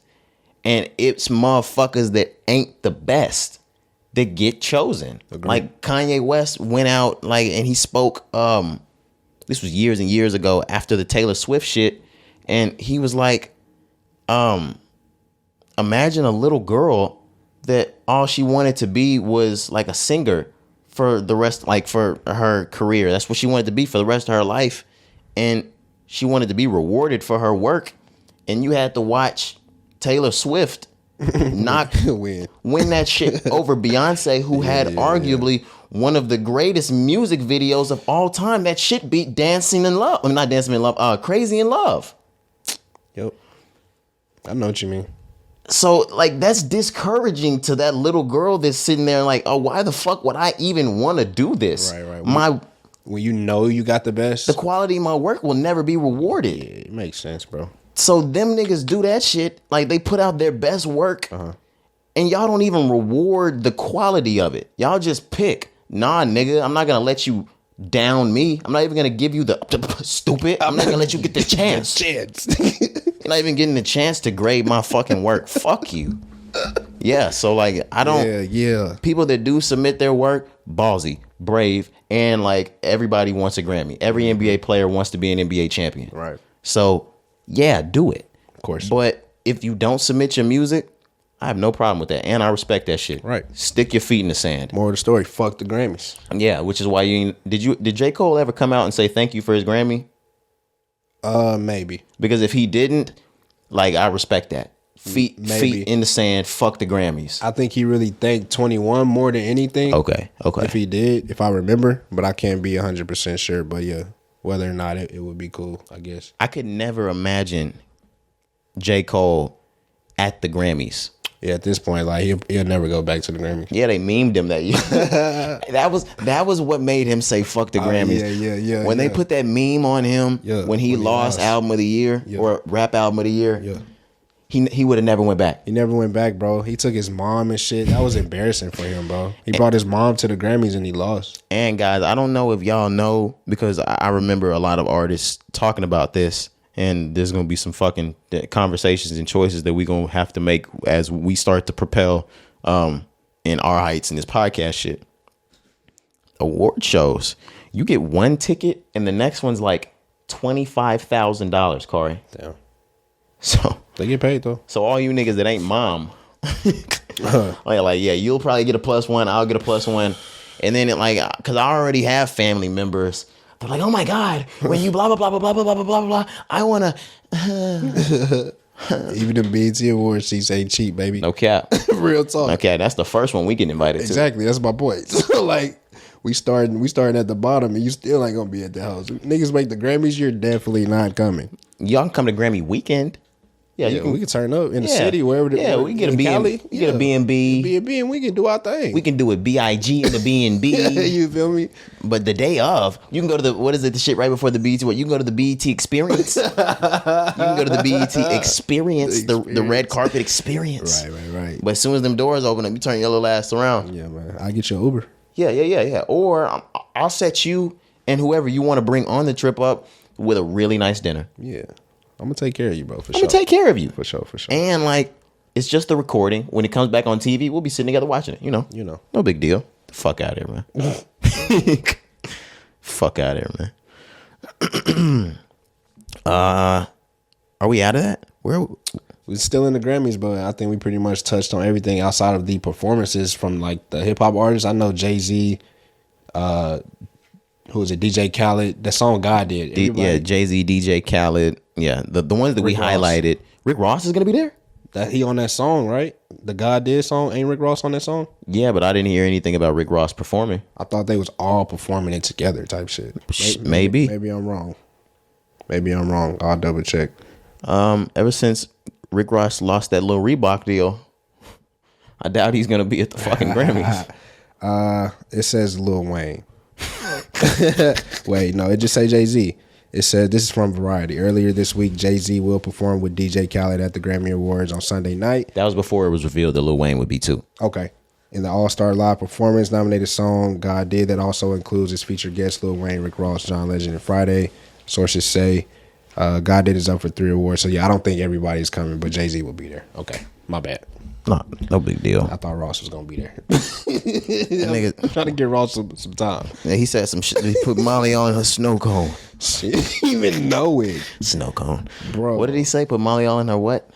So she put Molly on her icy. Yeah. She didn't even know it. They said, give me them shoes, boy. Yeah, no, that nigga had just got a Reebok deal. They called him a boy when they took his shit. Give me that shit, boy. You got to say it like you from like I think it's champagne. South Carolina. Put Molly all in her champagne. There it is. She ain't even know. Give me that deal, boy. Boy. Look at that boy. For real though. Ross fucked up. He did. He didn't need him. Fuck him. Yeah. Look at the nigga lives on a fucking movie set. Right. In a state. They film movies in his house. Hey, the biggest boss. You thought he needed you Reebok? The biggest boss. And those nasty ass shoes you and John Wall were putting out back then. If you had the John Walls, you were a gross motherfucker.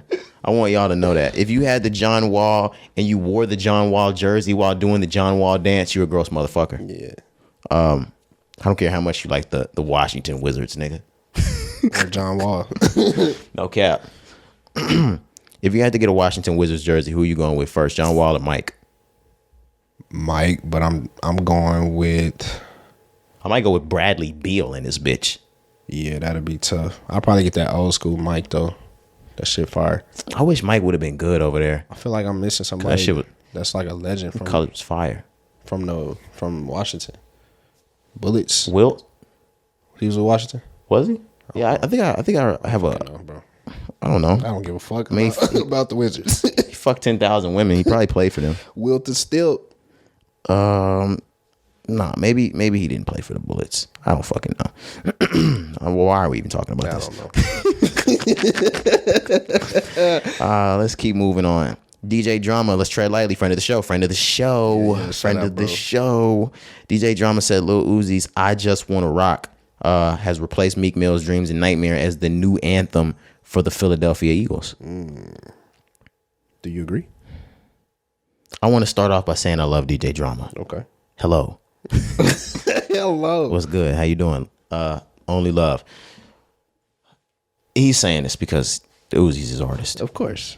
And you should say this about your artist. And he's not saying this is the new anthem for Philadelphia. No. If you remember. No. He did.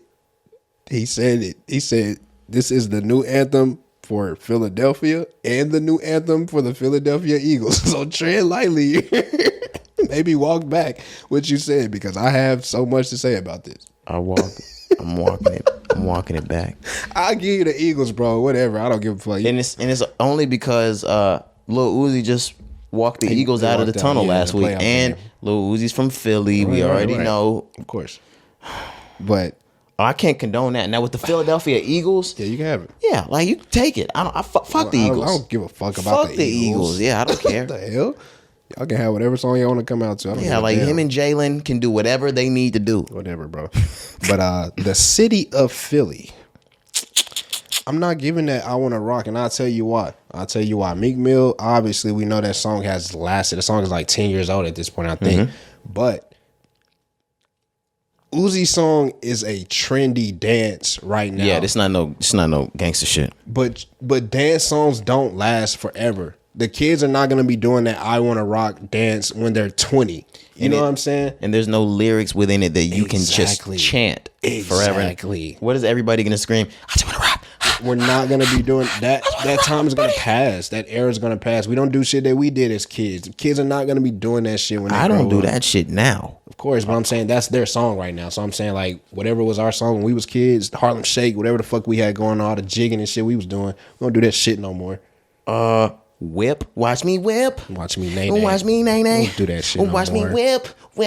Watch me nay nay. The Bobby Shmurda shit, we don't do that no more. No, we don't do that. That's shit why I'm no saying it's a dance trendy song. So no, bro, it's not the anthem of Philadelphia. more. Dreams and Nightmares is timeless. Forever stamp, bro. That song is timeless. Come on now. It's a come up story from a nigga that came from nothing. Come on And now. then the song went from no beat to rocking. Yeah.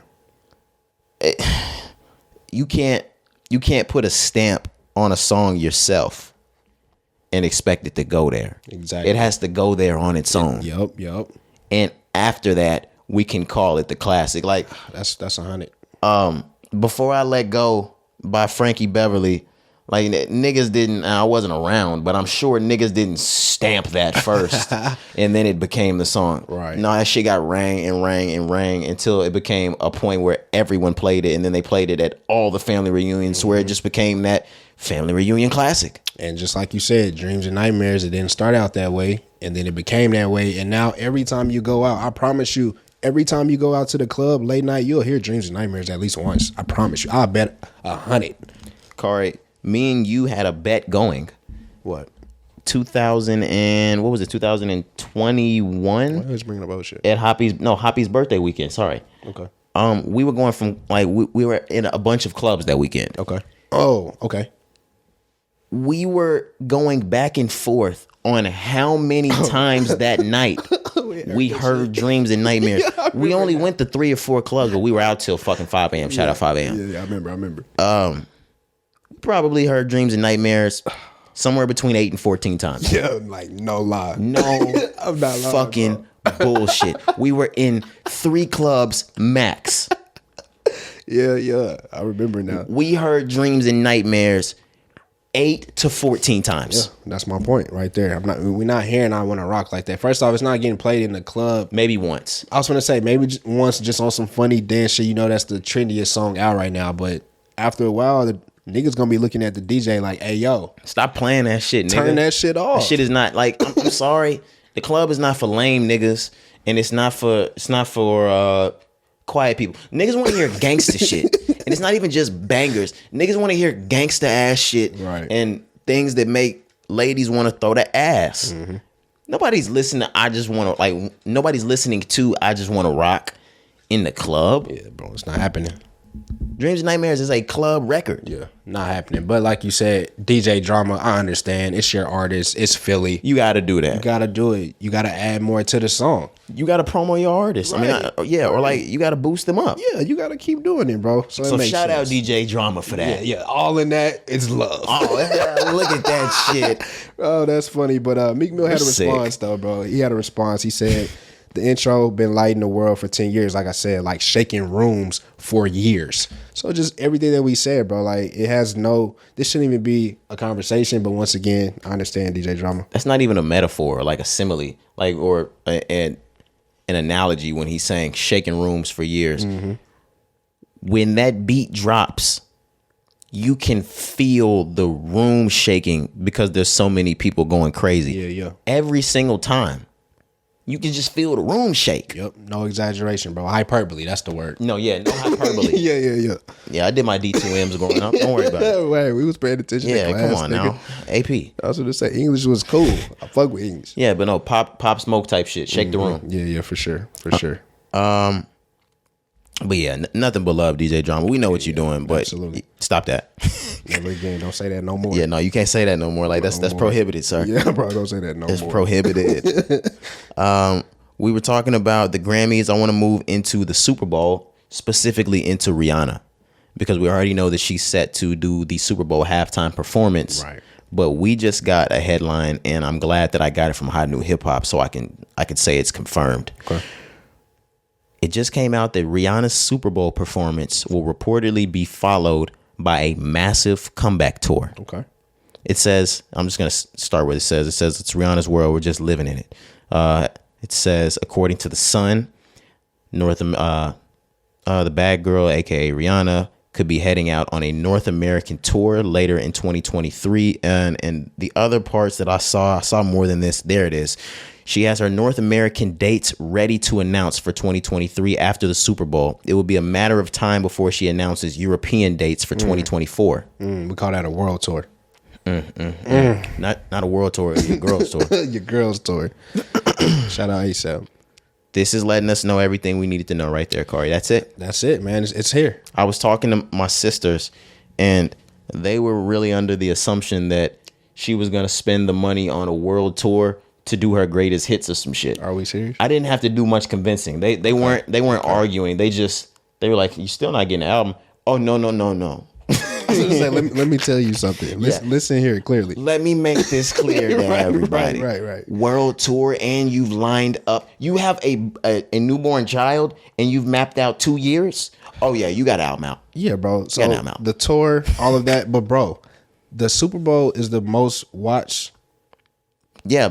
What is it? Broadcast of the year. The entire year. It's the most watched television broadcast there is of the year.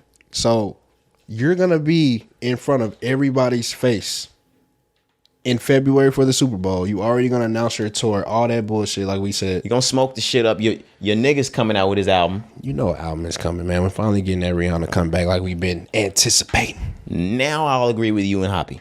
What did I say? Now I think Rihanna be on that album. Rocky would be. She's warming up now. She would be on Rocky's album? Yes. Okay. Will Rocky be on her album? That's what we were talking about. That was what we really said. I'm going to keep my feet down and say, fuck no. You crazy, bro. You think Rocky's going to be on that album? Rocky's on that album, bro. On some Travis Scott shit like they did. On that Woo shit. He's only doing that so he can get his one because Travis Scott had it and Travis Scott fucked. You can't, yeah, right. So you can't let him have one up. He gonna be on her album for sure. That's like some Snoop Dogg, Jody, like, you gonna give that nigga a baby? Go fuck my bitch. Right. Have a baby bar. Man, get the strap, cuz. Bro, that's all that nigga needed to hear. Funny, bro. Get the strap, nigga. Get the strap, cuz. But no, for sure.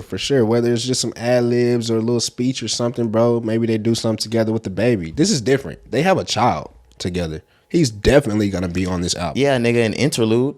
They're just gonna talk. I don't give a fuck. It's gonna be one of those like, you know how J. Cole was talking before. She's a what is it? The song's on. No, there's a nigga right now with a bowl of Apple Jacks. I thought you was talking about. That's all it's gonna be. Or like, I don't know if you remember the Tiana Taylor album when her baby was talking in between some of the tracks and shit like. That's it. Yeah. That's it. He gonna be milking or burping the baby. Burping the baby. Yeah, like that's it. For Your Eyes Only, the She's Mine, part 1 and part 2. That's what I thought you was talking about. Why in the fuck would I be referencing that album, Kari? Bro, stop. We're not doing this. We've thrown out all the fucking Dreamville slander we could this episode. We're not doing this. There's no more for Cole. No, there's not. You gave it all to Omen. There's no more. My bad. I just thought that's what you was getting at. I have unlimited smoke for Your Eyes Only, Kari. Okay. My fault. I should have brought that up. Why would I trigger you like that? Why would you do that? I don't know, bro. Like, that's my fault. Why would you do that? That's crazy. That's crazy. But back to Rihanna, though, like we said, bro, just expect the album. It's coming 2023. 7 years later, it's coming. It's Absolutely. coming, I was just about to say, we are 7 years. 7 years. From Auntie. Man. Damn, I already almost forgot the name. Yeah, bro. But that was a motherfucker for an album. Are you kidding me? So I ain't even gonna lie to you. I just recently was shuffling music. And I played it again too. Bro, Auntie came on. Yeah, I said it. Ooh, I was vibing out, bro. That album is insane, man. And the thing about it that's so incredible about Rihanna, this is widely talked about as her lowest ranked album. That's how good Rihanna is. Oh my God. We're not ready. The world is not ready for this Rihanna shit, bro. Kiss It Better. Work. She has Needed Me. Love on the Brain. She has 7 years, man. Sex With Me. Yeah. She put that many hits on what niggas would consider her lowest album. Yeah, man. 7 years though. You had 7 years. We're not ready. Do you know what's so good about Rihanna? It's been 7 years, Kari. We ain't heard one leak. You haven't heard one leak. Yeah, that's true, man. You ain't heard 30 seconds of a fucking track. I'll tell you one thing, I ain't gonna lie. I feel like for a certain point, she wasn't recording though. It's been 7 years, bro. You don't have to record. You right. The Fenty shit took off so much. Rihanna probably wasn't. She was busy. She wasn't in the studio. She was busy. That's what I'm saying. So it's reasons. I agree with you though. Like still her camp, they're doing a great job because at some point music usually gets out. Oh, and her album's done. I hope y'all know that. That album is done. Bro. It's been done. It's been done. She recorded an album, finished it, scrapped it, and did another one. Exactly. She's probably done 120 songs since then. That's my point. It's been 7 years. Yeah, bro. and like you said, there might have been an entire 12 to even 24 month stretch that she recorded nothing. Nothing at all. But what she did record, none of that shit got out. Mm-hmm. Watch Thursday come. So we gonna get that Rihanna 36 leak. Rihanna leaks. Yeah, because Super Bowl is next week. What I will say is, I'm usually not respectful. I used to be very respectful back in the old days. I'll be super respectful. If Rihanna leaks drop, I won't listen. Okay. That sounds crazy because we haven't heard from her in so long. If Rihanna leaks drop, I will not listen to them. Yeah, I don't want to hear it. I don't want to hear it. I want to hear that shit final. I didn't hear it. I was almost bold-faced lying right now. I was about to say anybody else you name, you're lying. I was about to say I didn't hear the Beyonce leak. Lie. Yeah, I was gonna say anybody else. The last like 3-4 years when them leaks come out, because even like I get everything early. Back in the day, I was the same way in the CD era, bro. I would not listen to a leak, especially if it was from my favorite artist. I was gonna say I remember Born Sinner leaked a week before it came out. I would not listen to Wayne that shit, bro. When Wayne shit would leak every time, the Carters, I never listened to him. I remember bro. Carter 4 leaked. I didn't listen to that shit. Exactly. So like you said, I used to be just like you, but these days, nigga, when them leaks come out, nigga, I'm hearing that shit. I need that. Niggas tease so much music, bro. I think that's an issue. We already know the songs that are coming out. So when you see snippet the shit all the time. Exactly. So when you see it, it's like, oh, I need that. Yeah, I've been waiting on this. You know? Yeah, back especially in the day, if it's that one. We didn't know what we was getting with the leaks because it was the whole album, you know? Thinking back as like, if I would have been 25 when Born Sinner dropped, I definitely would have listened to that leak. Are you crazy? Yeah. Nigga, that's one of the best pieces of music I've ever heard. Give me that. And he was coming off of what, Truly Yours too? Yeah. Oh my God. Yeah. Sideline Story. My God. Was Truly Yours 2 the one that dropped that summer? The one that dropped with it. Yeah. Type shit. Yeah. Because he was making us wait. So he gave us that shit for the wait. Exactly. Sorry for the wait. J. Cole style. For real. But we can go ahead and get out of there. Jay-Z's deal with Bacardi is over. Yeah, this was shocking to me. I swear. I did not think we would get to a point where this would be over. I did, but only because I feel like if that would have made it all the way to the end of like the trial or whatever it was, Duce would have had to have paid him that $1.5 billion that he had, whatever. Okay. But it says right here, Sean, Jay-Z, Carter, and Bacardi have announced their long-term agreements surrounding with Duce. Have announced a long-term agreement surrounding the Duce premium cognac, yada, yada, yada. Blah, blah, blah, blah, blah. Growing Duce over the past decade from an idea from one of the fastest selling spirits in history has been a blessing, Jay said. The next phase of the journey will further cement Duce's legacy. It says the agreement... I'm not going to do all this. They bought the nigga out for $750 million. I got a little bit more right here. So the settlement that was announced, it calls for an affiliate of the liquor giant to buy out a majority of Jay-Z's 50% stake in the cognac company Duce, leaving Bacardi to own at least 75.01% of the business. So he got bought out, basically, like you said. And like I said, they bought him out for $750 million is what I'm hearing. Oh, my God. Just imagine what that's doing for Jay. Like his valuation, bro. His net. Yeah, he's big billions, man. Big billions. It's just amazing. Big billions. This is what happens when you just keep your mouth closed. You keep the billions. But I mean, I don't have too much to say about the entire situation. We knew it was a mess from the beginning. I hope Jay-Z is happy. I hope both parties are happy with what's going on. Douce is only up from here. I've still never had Douce. I don't think. What? You've had Douce. Douce is that drive the boat shit? Yeah, you had bitches. I was gonna say you definitely had Douce, bro. It's Ace that I've never had. Okay, Ace of Spades. Yeah, the champagne. I ain't never had Ace either. I've never had Ace because it's like $1,000 bottle of champagne. Expensive as hell.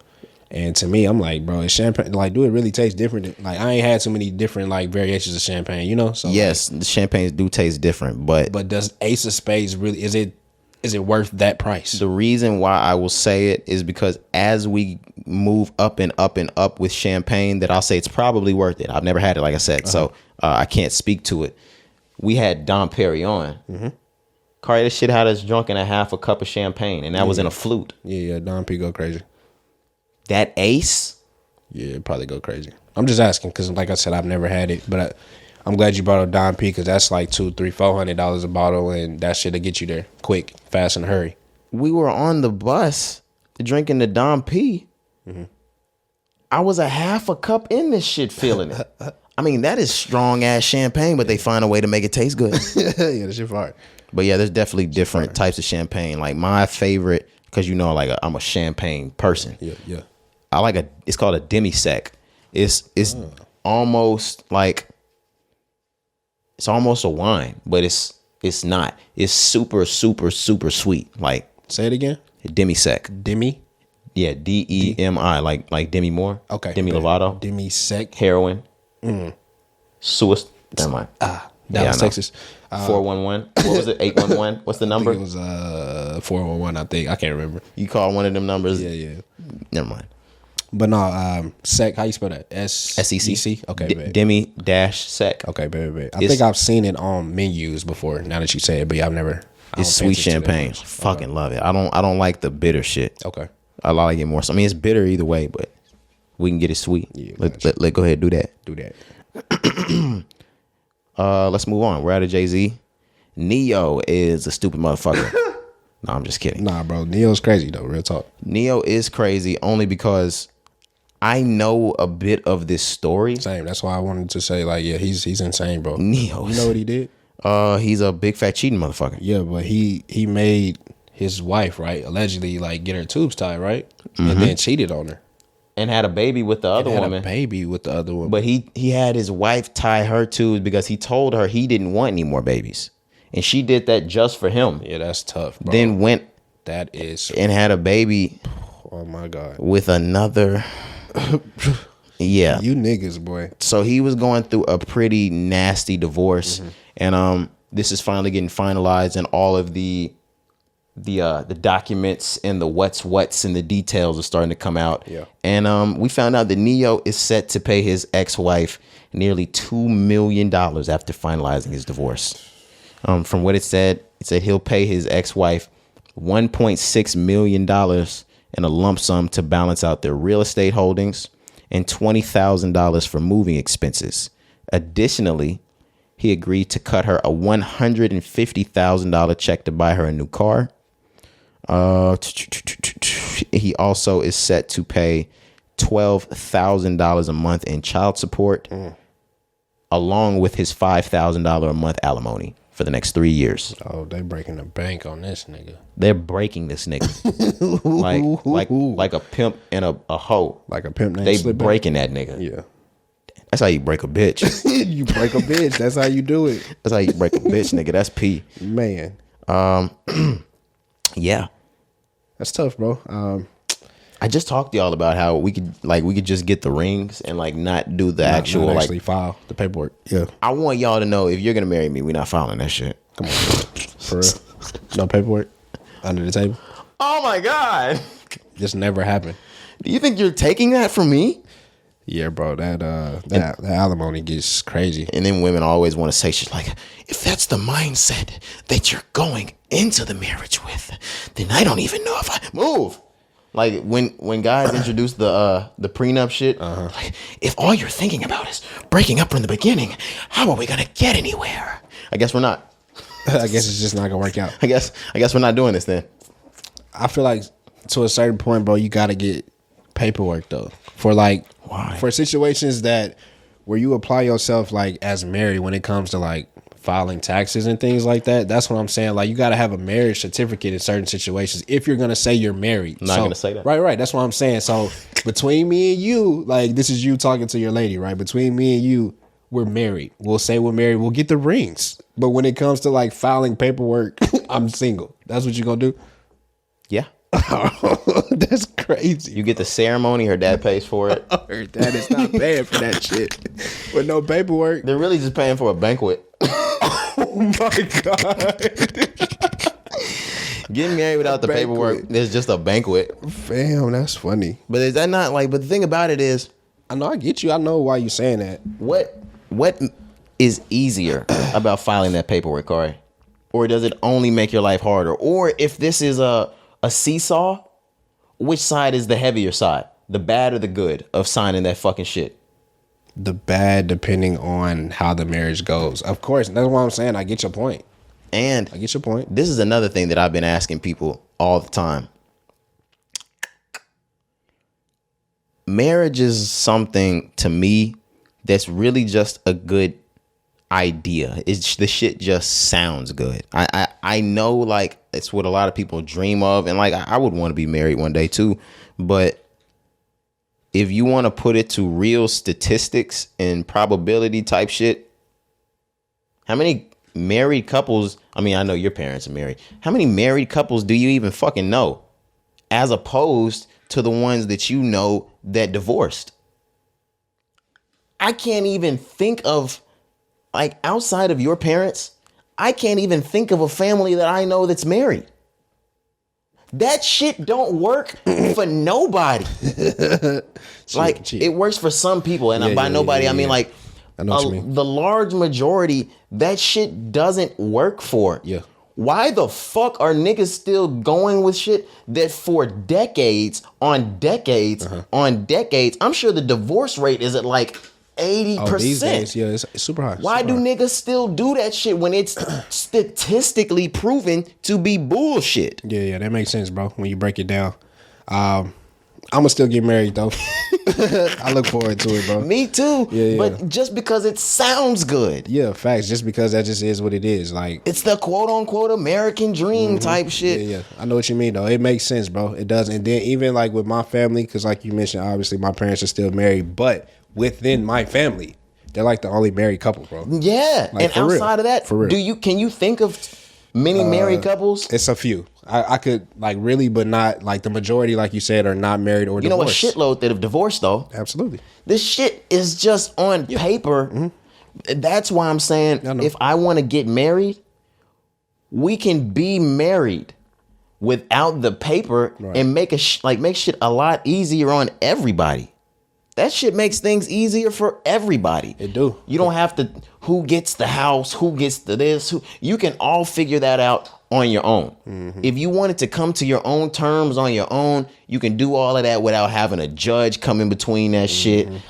No, facts, bro. That's my job. I deal with that. And that's God forbid you break up. I deal with, they call them like quadros. Like, it's qualified domestic Who gets the family Bible type shit? Who gets this? Who shared interest? Who gets what amount? Boom, boom. How much you get of my retirement? Like, bro, that shit it's hell. It's literally living hell. I'm not gonna lie to you. And it's depressing for the people that are splitting up. When you think you already have to go through not being with your best friend or the person you thought you were gonna spend the remainder of your life with, that shit not working out. Now you have to go through the gut punching part of splitting things up, which is inevitable. And even at that, you have a motherfucker presiding over you that tells you what you don't get. Exactly. Nah, it's tarnishing to a point. But like I said, I'm still getting married. Well, I agree with everything you're saying, though, bro. Trust me. Like, as it pertains to the U.S. like capitalism system, do you see how, like, just what you're saying right now is how they have niggas fucked? Yeah, they making shit look like ideal. Yeah, that's and then life. like they see the bad, and then they're like, I'm still gonna do it, and that's what they want. Willie Lynch theory. Sorry, nah, nigga. Hey, going off. Yeah, you can't leave the plantation, man. We can't. I mean, shit. Remember that boy? Have you seen the boy in the striped pajamas? Ooh, he died in that. He was like, oh my god, the cafe. They got a. Lil Boy jumped the fence, bro, or snuck underneath it. I can't remember, but that shit's so sad. Are we? That shit is so sad, bro. Cause, bro, you're free. Hey, bro, you're not like them. Hey, you're different than them. Get out of there. The funny part about it is, it was the cafeteria that got that nigga. Cafeteria, out of all things, they was serving them shit. Niggas was eating molasses, bro. The nigga walked in and looked at a older lady. He was like, "Where's the cafe?" She looked at that nigga like he was fucking crazy. You're not like us, bro. Get in this 100 person stall real quick. We're about to take a shower. The last one. Fam, you're crazy, but nah, for real though, Lil Boy fucked up. Hey, man, you're free, dude. Dog. And the other little boy, he knew what the fuck he was getting him into. He knew. That was fucked up. Yeah, it's tough. Oh, man, we are going crazy. Oh, man, let's go ahead and move on. There was a shooting that happened a couple of months ago. Maybe like December, yeah, about 2 months ago. Was it at a Lil Wayne concert or where was it? It was French Montana shooting. French Montana's music video. For the album that him. It was in Florida. Drama, the Coke Boys. Yeah. And there was a shootout. And unfortunately, when I actually don't think a lot of people, maybe the person we're talking about, but I know French Montana and the rest of the people, it was some wrong place, wrong time type shit for them. They were in Florida, whatever. There was a large shootout, and it was reported that Rob 49 got hit. Yeah. And that was all we heard. We heard that reportedly Rob 49 had been shot. Right. Months go by, you didn't hear Rob 49 has recovered. You didn't hear Rob 49 is stable. You didn't hear Rob 49 is back at home. He's working on new music. You didn't hear, oh no, he really did not get shot. You didn't hear anything. We didn't get no updates. Nothing. Now, it's not normal. Granted, this is the way most things should be. Should be, right? Hush, hush. This shouldn't be unnormal. Facts. This should be very normal. Facts, because everybody shouldn't have all of the details from the very beginning on fucking phones and videos and all that kind of shit. I agree. So hats off to his circle and his team for making sure everything was taken care of. Hush, hush. But Rob 49 was shot. Mm-hmm. He was hit. Mm-hmm. And just 2 months later, or finally 2 months later, should I say, or a month, something like that, he's back. Yeah, man, he took to Instagram, really the Shade Room. He worked out, some promo with the Shade Room to say, hey, made a little video. Hey, I'm back. I got a new song out. It's called For God 2. Go listen to the song and listen to watch the new music video. So he returned, man. And he was talking that shit. Talking this shit, of course. But like you said, I just want to go back. It was starting to get kind of nervous. Like, people were getting nervous. His fans, I saw this like on blogs. They were getting nervous. Like, what the fuck is going on with Rob 49? Like, we haven't heard anything. I saw people, they were like, is he in a coma? Yeah. Is he paralyzed and they don't want to tell anyone? Is he paralyzed neck up and he doesn't want to tell anybody? Yeah, I even heard they was like, oh, they must just be working on his clone. But it's shit like that because you're like, damn. He's like, what's going on? He could be gone and buried and we don't even know. And his people have just like waited to tell us. But great news to hear that he's all right. Right, man. We saw the video, that nigga moving around, shaking, rocking like nothing happened to this nigga. He looks good, dog. The song is hard too. Like I said, it's called For God 2, Part 2. He went crazy, man. Rob 49, I mentioned this in pre-production. He has his own type of like style and flow, bro. He does. He's if I'm not mistaken, I think Rob 49 is from Louisiana. He be rocking with Currency a lot. With Currency's like Jet Life. I heard him say Jet Life in a couple songs. So I think Rob 49 is from Louisiana, if I'm not mistaken. I can figure out maybe. Let me know something, man. Let me know something. But I'll continue though, just with the song. Yeah, born in New Orleans. Hey, man. I'm good at this. Wow, man. This is my job. Yeah. Really. You're a real potter. Yeah, I'm very good at this. You're a real potter. But nah, check the song out. You are your favorite potter. Yeah, I appreciate that, bro. Okay. we are your favorite potters. I'm your favorite potter's favorite potter. That's funny. Like the way Kanye is your favorite rapper's favorite rapper. Right. We're your favorite potter's favorite potter. Take your hat off. Yeah, man. Pat us on the back. And ladies, take your panties off. I knew you was gonna say that. Shit, I mean, you deserve it. Now. And clap for a nigga with your rapping ass. Hey, man. Throw a stack for your nigga with your trapping ass. Yes, sir. But nah, the song, once again, bro, I really like Rob 49. Like I've said, I've heard You're a fan of Rock 49. Yeah, bro, I really like him. Like, I've heard him on Currency shit. Of course, he has some shit that rang off this past summer, bro. He was really tearing the streets up. Like, Rock 49 was going crazy. So that was another reason why fans were so upset, because he really hitting, like, his point where Rob 49 is like, oh shit, he about to take off, and then he went down. Little TJ type shit. Yeah, literally. Same type situation. When I was looking at this, I was like, oh, this is the same type of instance. Yeah, literally. So good to see that he's back. I love the song. He went crazy, man. But outside of that, I'm just glad to see this nigga recovered. You know, that was the most important part. Same, that he's good, he's safe, he's healthy, yeah, and that he's back to that rap shit. Yes, sir. Hell of a recovery. Shout out that nigga. More Rob 49 music on the way. Let's move into sports, Kari. Okay. I don't know too much on this story, so I'll let you lead. Okay. What the fuck is going on with Joe Mixon? Joe Mixon, man, if you do not know, this is the Bengals star running back. That I do know. Bengals. But yeah, over the past week, it was reported. There's a story I'm gonna give, and then there's an update. So just know. But I'm gonna lead with the story. So, Bengals running back Joe Mixon, he was charged with a misdemeanor, menacing charge that was actually dismissed on Friday, like I said. But what happened at first is that there was a complaint filed on Thursday last week. Police claimed that Mixon pointed a firearm at a woman, which is a first-degree misdemeanor in Ohio, hours after the paperwork was filed and the warrant was issued, right? So, boom, this hit social media, this hit Twitter. Is this like his baby's mother, or like, no, this is just a random woman? Just a random person, bro. Okay. I think it's really just a random person, right? So, he's nuts. It sounded crazy. This is a guy, like we said, he just signed a contract in like 2020 for like 4 years, $48 million. Yeah, no, he's fucking crazy. It's like, why would you fuck that up, right? Yeah, no, he's nuts. Insane, bro. But it hit Twitter, all the fucking woes, you know what I'm saying? Everybody reporting the story. But his lawyer from the start was like, hey, this shit gonna be dismissed tomorrow. And people was looking at him crazy. You know, he was like, this will be dismissed. It's been a misunderstanding, things like that. So the update that I wanted to give, the dismissal, like I said, came the very next day. Oh, it was dismissed? It was dismissed fully. It says after the county officials authorized a warrant for Mixon stemming from the alleged incident. That's what I just read. Okay. Alleged. Hold on. Okay. This is what his lawyer said. I really feel that the police have an obligation before they file charges because of the damage that can be done to a person's reputation.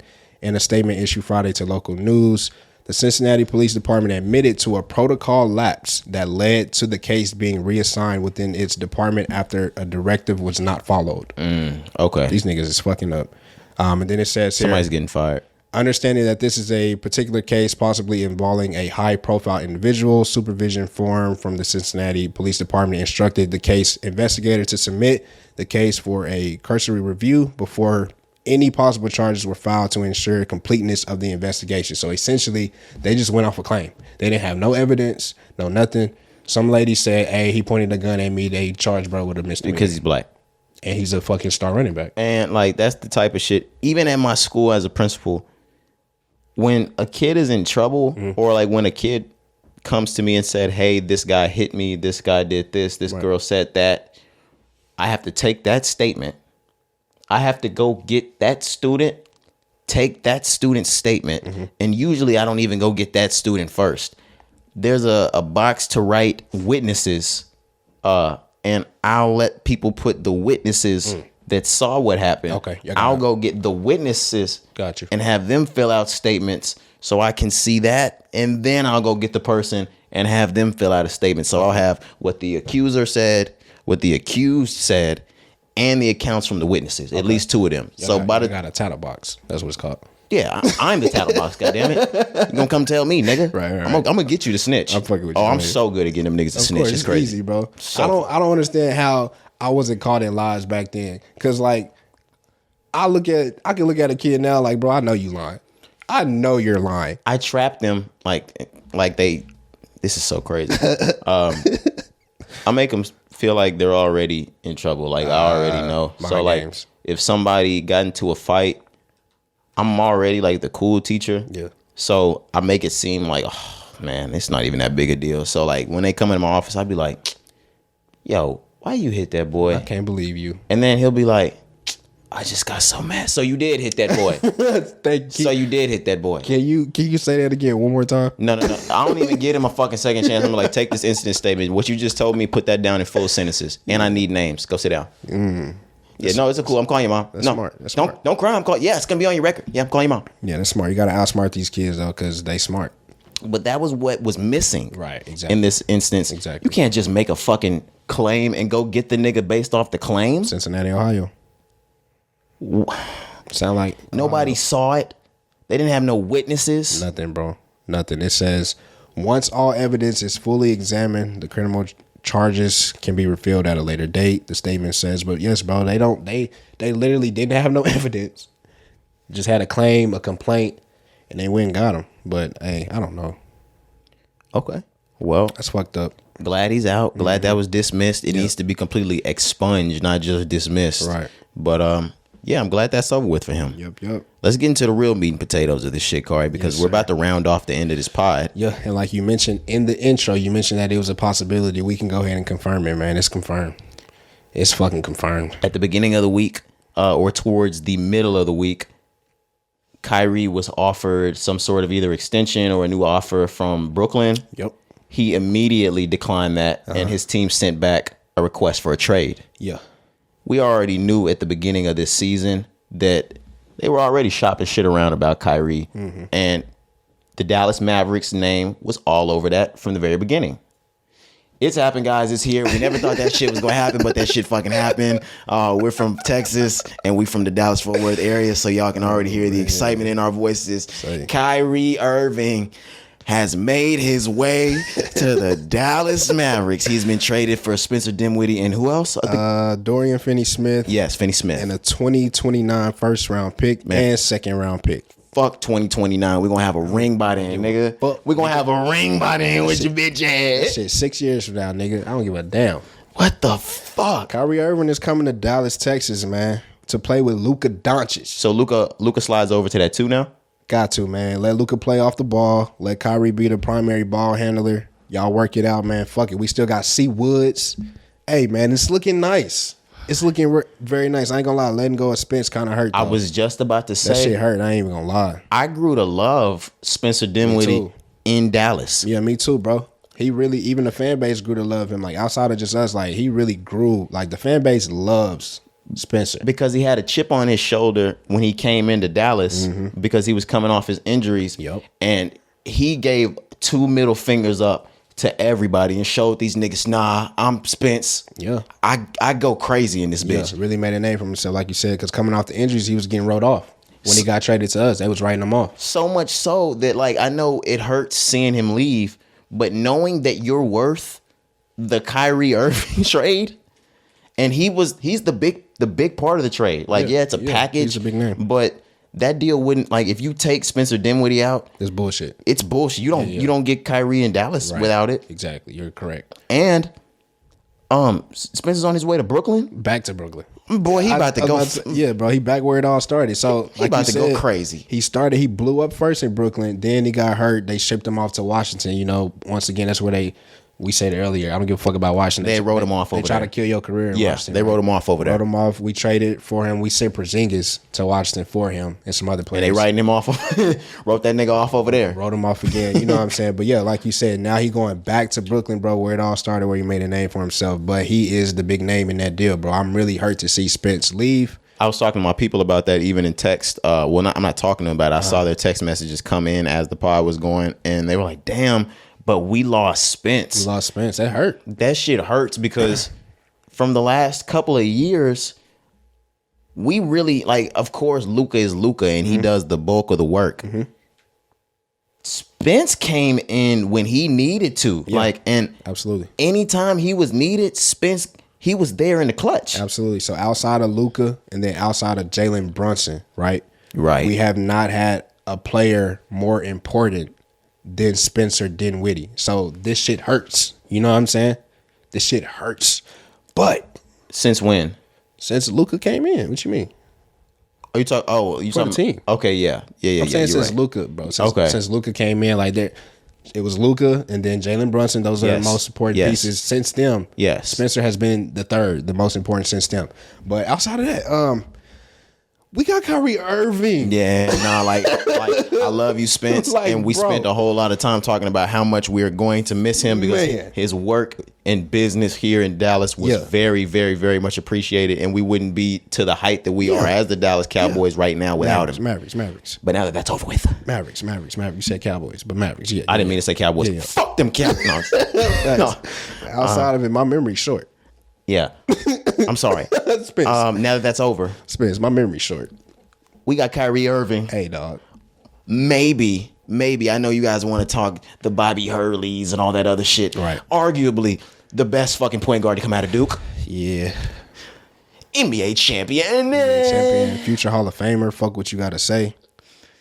Kyrie Irving in Dallas, the Dallas Mavericks. We ain't had too many people in the Hall of Fame in Dallas, bro. Like, we have a future. We have an all-time, 2 generational all-time players in Dallas, Texas now. Like, All stars. NBA. We got NBA. We have more than one got NBA 2 all stars bro. in the city. yeah, dog. City up. I want you to know that the price of the ticket just went the fuck up. It went up crazy. Yup. And if Kyrie and Luka can bring a championship to Dallas, and it's not going to be one of those one-off things where we annex the entire team after it these days. Can't do that shit no more, Mark. There's going to be a lot of big business brought to Dallas as the Mavericks become a premier team because we always think about LA, New York, LA, New York, LA, New York. It wasn't until LeBron went to Miami that, as it pertains, like when we think about entertainment and business, period, outside of sports, it's always LA, New York, Dallas, Florida. They're just huge markets. And the shit's finally started to happen in sports when LeBron made his way to Miami. All we was waiting on is Dallas to do this shit. We've been waiting on this for like 10 years. You know what I'm saying? Yeah. You know how many times we've missed out on important free agent signings, stars? Yes, bro. So Dallas has been waiting on this shit for the last 5 to 10 years, fam. The city as a whole is going to become different. Yes. When the Dallas Mavericks become one of those teams. It's must-see TV. Luka himself was already must-see TV. You add Kyrie to that picture, fam. Like, we are number one. We're a hub, you know? Win or lose excitement wise. Yeah. No, I'm speaking different. Win or lose excitement wise, the Dallas Cowboys are always going to be that in the city. But if you have a team, like another team to match it, like nobody had ever been doing that good together. Right. Like when the Texas Rangers was going crazy, the Cowboys was awful. And as the Cowboys have started to tee up again within the last 6 years, Mavs have been trash. Rangers have been garbage. Horrible. Stars, they great sometimes, but like they don't put up much noise. If we can have a year where the city is just going stupid, now you can't count the Rangers like that. It's been a long time since then, but if we can have at least a season where the Cowboys and the Mavericks are going crazy, oh man, the city will go nuts. Let me ask you though, just from the basketball standpoint, just right now, bird's eye view, how do you see this working out? Does it fit their styles of play? No, it's gonna take some time. It's gonna take one of those type of things, like when you heard Kobe talk about the year they went back to the championship in 2007, they went to dinner. Every single night after the game, they all went to dinner. They got to build real chemistry. Yeah.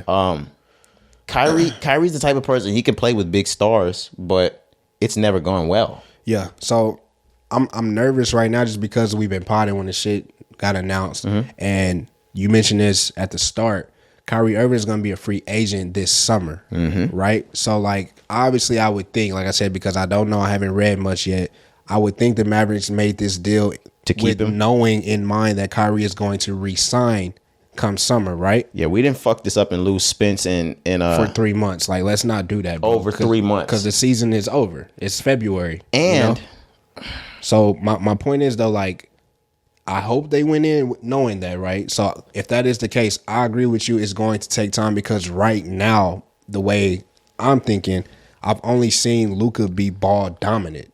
Yep. We haven't seen Luka move without the ball, not have the ball in his hand every fucking time down the court. Now, if that's the case, if Kyrie is going to be that primary ball handler, it should open up more looks for Luka. It should take more stress off of him. It should work, right? But you just never know. What if they sat Kyrie behind Luka? Boy, you crazy bitch. I'm just playing. Crazy bitch. But yeah, Luka definitely, like, my opinion, he definitely gonna move off the ball more. He's not gonna be the primary ball handler, which is good. That's gonna bro. be weird.